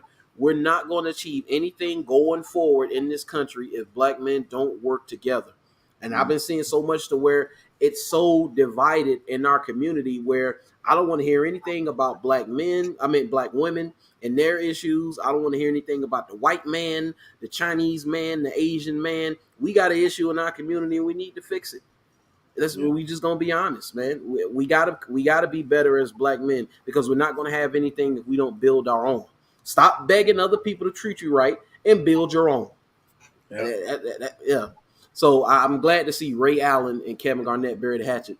But what was significant about him attending this is that it reportedly began when the Hall of Fame was selected as one of the 14 members of a jury in a deadly carjacking case in Miami. So he was supposed to do jury duty. The federal trial was scheduled for March 14th, but it turned out Allen had a conflict. The night before, he was supposed to be in Boston taking part in Kevin Garnett's jersey retirement ceremony with the Celtics. Why Allen did not push back his jury reporting date or inform the judge of his conflict before he was selected is unclear. The Celtics announced Kevin Garnett's number would be retired all the way back in August, so it's not like the conflict was unexpected. Regardless, Allen reportedly took the bold step of requesting U.S. District Judge Marcia Cook push back the trial to March 15th to accommodate his trip, which she did, allowing him to take part in the ceremony. She said, it's good to see Ray Allen here, man. The moment between the Big Three's KG retirement ceremony. Okay, that was a tweet. He said, so it all worked out, right? Well, it did for the night at least. You can imagine Cook's surprise 2 days later, however, when Allen reportedly didn't show up for the trial after multiple attempts to contact the former three-point king. Cook issued Allen an order to show cause and proceeded with the trial in which the defendant was found guilty on Tuesday. So he said, so this is my first time reading the full story. I just read the headline. So initially what I thought from this story was I thought Ray Allen skipped it and it was going to be the same night as the jury retirement ceremony, but they moved it to the next day and he supposedly just skipped it. So I can't continue the story. So it is what it is. Yeah, that's not good. That's not good. So I got a different take on it now because initially what I thought was he skipped it to be at the retirement ceremony, but now that he moved it back and he just didn't show up, and so he's gotten fined by the the judge fined him for skipping the jury duty after the jersey retirement. So initially, the way they put it initially was that he went to the retirement service instead of going to jury duty. And I was like, oh, that's a sweet story. It is. I like that. I understand why he did that, but he pushed it back and then he still didn't go. So I'm not understanding. I guess he was tired. I'm guessing. I can understand it. But that's not being responsible, man. If usually trials don't. If he wasn't out, Ray Allen, I don't know if they would push back the date of the trial a day, to accommodate a jury guy. Okay, so it says a day after the trial ended, Allen was in court with his wife and children to explain his no-show. Allen's attorney, William McHugh, reportedly issued an apology on his behalf and claimed it was a complete misunderstanding. After scolding Allen for disrespecting the court and his fellow jurors, Cook reportedly ordered him to pay $1,000 to a charity of his choice, and Allen told the Herald the money would go towards diabetes research. Okay, so he had an issue, and he went and explained what it was. Okay, all right, so now I got the rest of the story. So he had another conflict about it, but this all does stem from him going to Kevin Garnett's jersey retirement service and him shuffling the deck or whatever to appear there. And that was a big thing in itself because just 3 years ago, there was some bad blood. They Mm-hmm. never mentioned Ray. They had like a little thing where you saw Pierce and Garnett together, and Ray wasn't with them. I think he was somewhere else, and they've had issues for a very long time. But now they're going to, bury the hatchet. I seen Paul Pierce was talking about starting doing some stuff with KG, and I'm sure Ray Allen is now going to be a part of that. But dude, it's from the beginning, it was all petty to begin with anyway. Let's be honest. This is a petty thing, man. So I'm just glad to see them bury the hatchet. Yeah, me too. I mean, when guys in retirement and all the war battles and Yeah. he went to the Heat and all this kind of stuff, and it's good because to be honest with you, Kevin Garnett was the main one that had an issue with Ray. It wasn't, Oh yeah. it Oh yeah, wasn't I Ray know. who had an issue with Kevin. But Yeah. Kevin just, Kevin is Kevin, man. He's always been sort of the guy that if you rub him the wrong way, he's gonna keep a grudge for years. But it's Yeah. good to see that a guy, living the life of a retired former NBA star, and I wouldn't say maturity had a factor. I just say that I think with anything, the long term effect is that, man, those squabbles, man, whether you were enemies or NBA rivals or whatever it may be, when you get older and you're in retirement and you're not in the war every day battling and that kind of thing, man, you just have better reflection that in the long run it don't really mean nothing. It don't mean it. Time heals everything, so it doesn't. Hey man, you just wasted 8 years of friendship over a squabble that nobody remembers. That's basically what it is. Yeah. Yeah. Nobody remember that, man. You can go put a bullhorn and stand out there in the hall of at the town square in Boston, and you're not even going to gather a crowd over some nonsense that caused the conflict. Yeah. So that's when you realize life is short, life is precious, Yeah. and friendships matter a lot more than conflicts. So I I think, bet I bet Kobe's passing has something to do with it too. I yeah, bet Kobe's passing was like a wake up, like, hey, these are my brothers, man. I gotta bury the hatchet, yeah, you and know. life is And short. Life yeah, is short, man. Sometimes you don't get the opportunity to make an apology.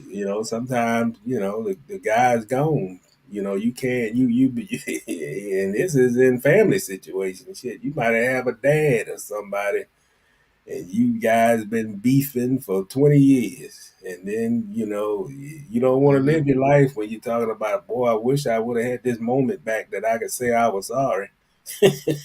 So Right. so it's life. You don't you when you're young you have all kind of grudges, man. If the forecaster said it was gonna be sunny and it rains, you got a grudge against the forecaster. But when you get older, man, like you appreciate life more because your moments. You got Yeah. friends that and you get older, you lose friends every day. Yeah, no doubt about it. And Kevin Garnett is we talking about the same person when Kevin Love and another rookie, Mm-hmm. they were in Indiana, I think, and he was there working out, and they said, "Oh, Kevin Garnett's here. We got these two rookies. I forgot who the other guy was, but Kevin Love was one of the prominent ones." He said, "Yeah, we want you to meet Kevin Garnett." So they go to meet Kevin Garnett, and Kevin Garnett looked at him. He said, "Man, f your rookies," and walked off. So we are talking about that type of person. So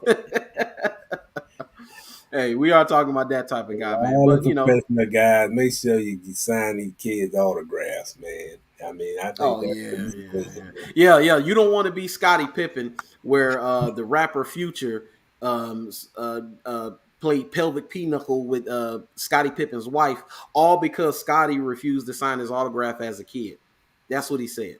So, so I was like, man, the man didn't sign your autograph, so you grow up and you get a chance to sleep with his wife, and you do that. Wow, that's amazing. Yeah, well, a lot of things come around. Goes Yeah, around, it does. come around, It man. does come around, man. But I Yeah. appreciate y'all for tuning in. Make sure you like, share, and subscribe. Follow me on all my social media. See down there at the bottom. Follow Mr. Reid on Twitter, Jacksonville.com, Florida Times Union. Man, we will be back next week because I'm sure it's going to be more in the news cycle. Of course, it's been a hotbed for sports news for the last month and a half to 2 months, man. So we will definitely be back, man. So any final thoughts, Mr. Reid, before we get out of here? Nah, I think I shared them all. What, be 3 hours and 15? Yeah, you're 15 minutes On in. the record for Yeah, the longest shows, but yeah. Oh peace yeah, out. Just enjoy life, man. I mean, that's what we here for. Enjoy life and enjoy sports and whatever else that you have an interest in, man. It's what life is all about. Enjoy. for sure, man. For sure. Man, but I appreciate it, man. Tune in next week. I will be back with more shows. Let's see what he said. Breaking news: I just got hired by the Jags. Hey, you got depending on what your title is. I'm when they mess up, I'm coming to you. I'm like, hey, this Kassan Carter fault. Hey, we continue to lose. I'm pinning it on you, sir. I'm Yeah, just letting you know. I be writing. I hope it's no losing because it could get ugly. It can get very ugly, sir. Very ugly, man. But hey, man, I appreciate it, man. But we are out of here. Peace out, y'all.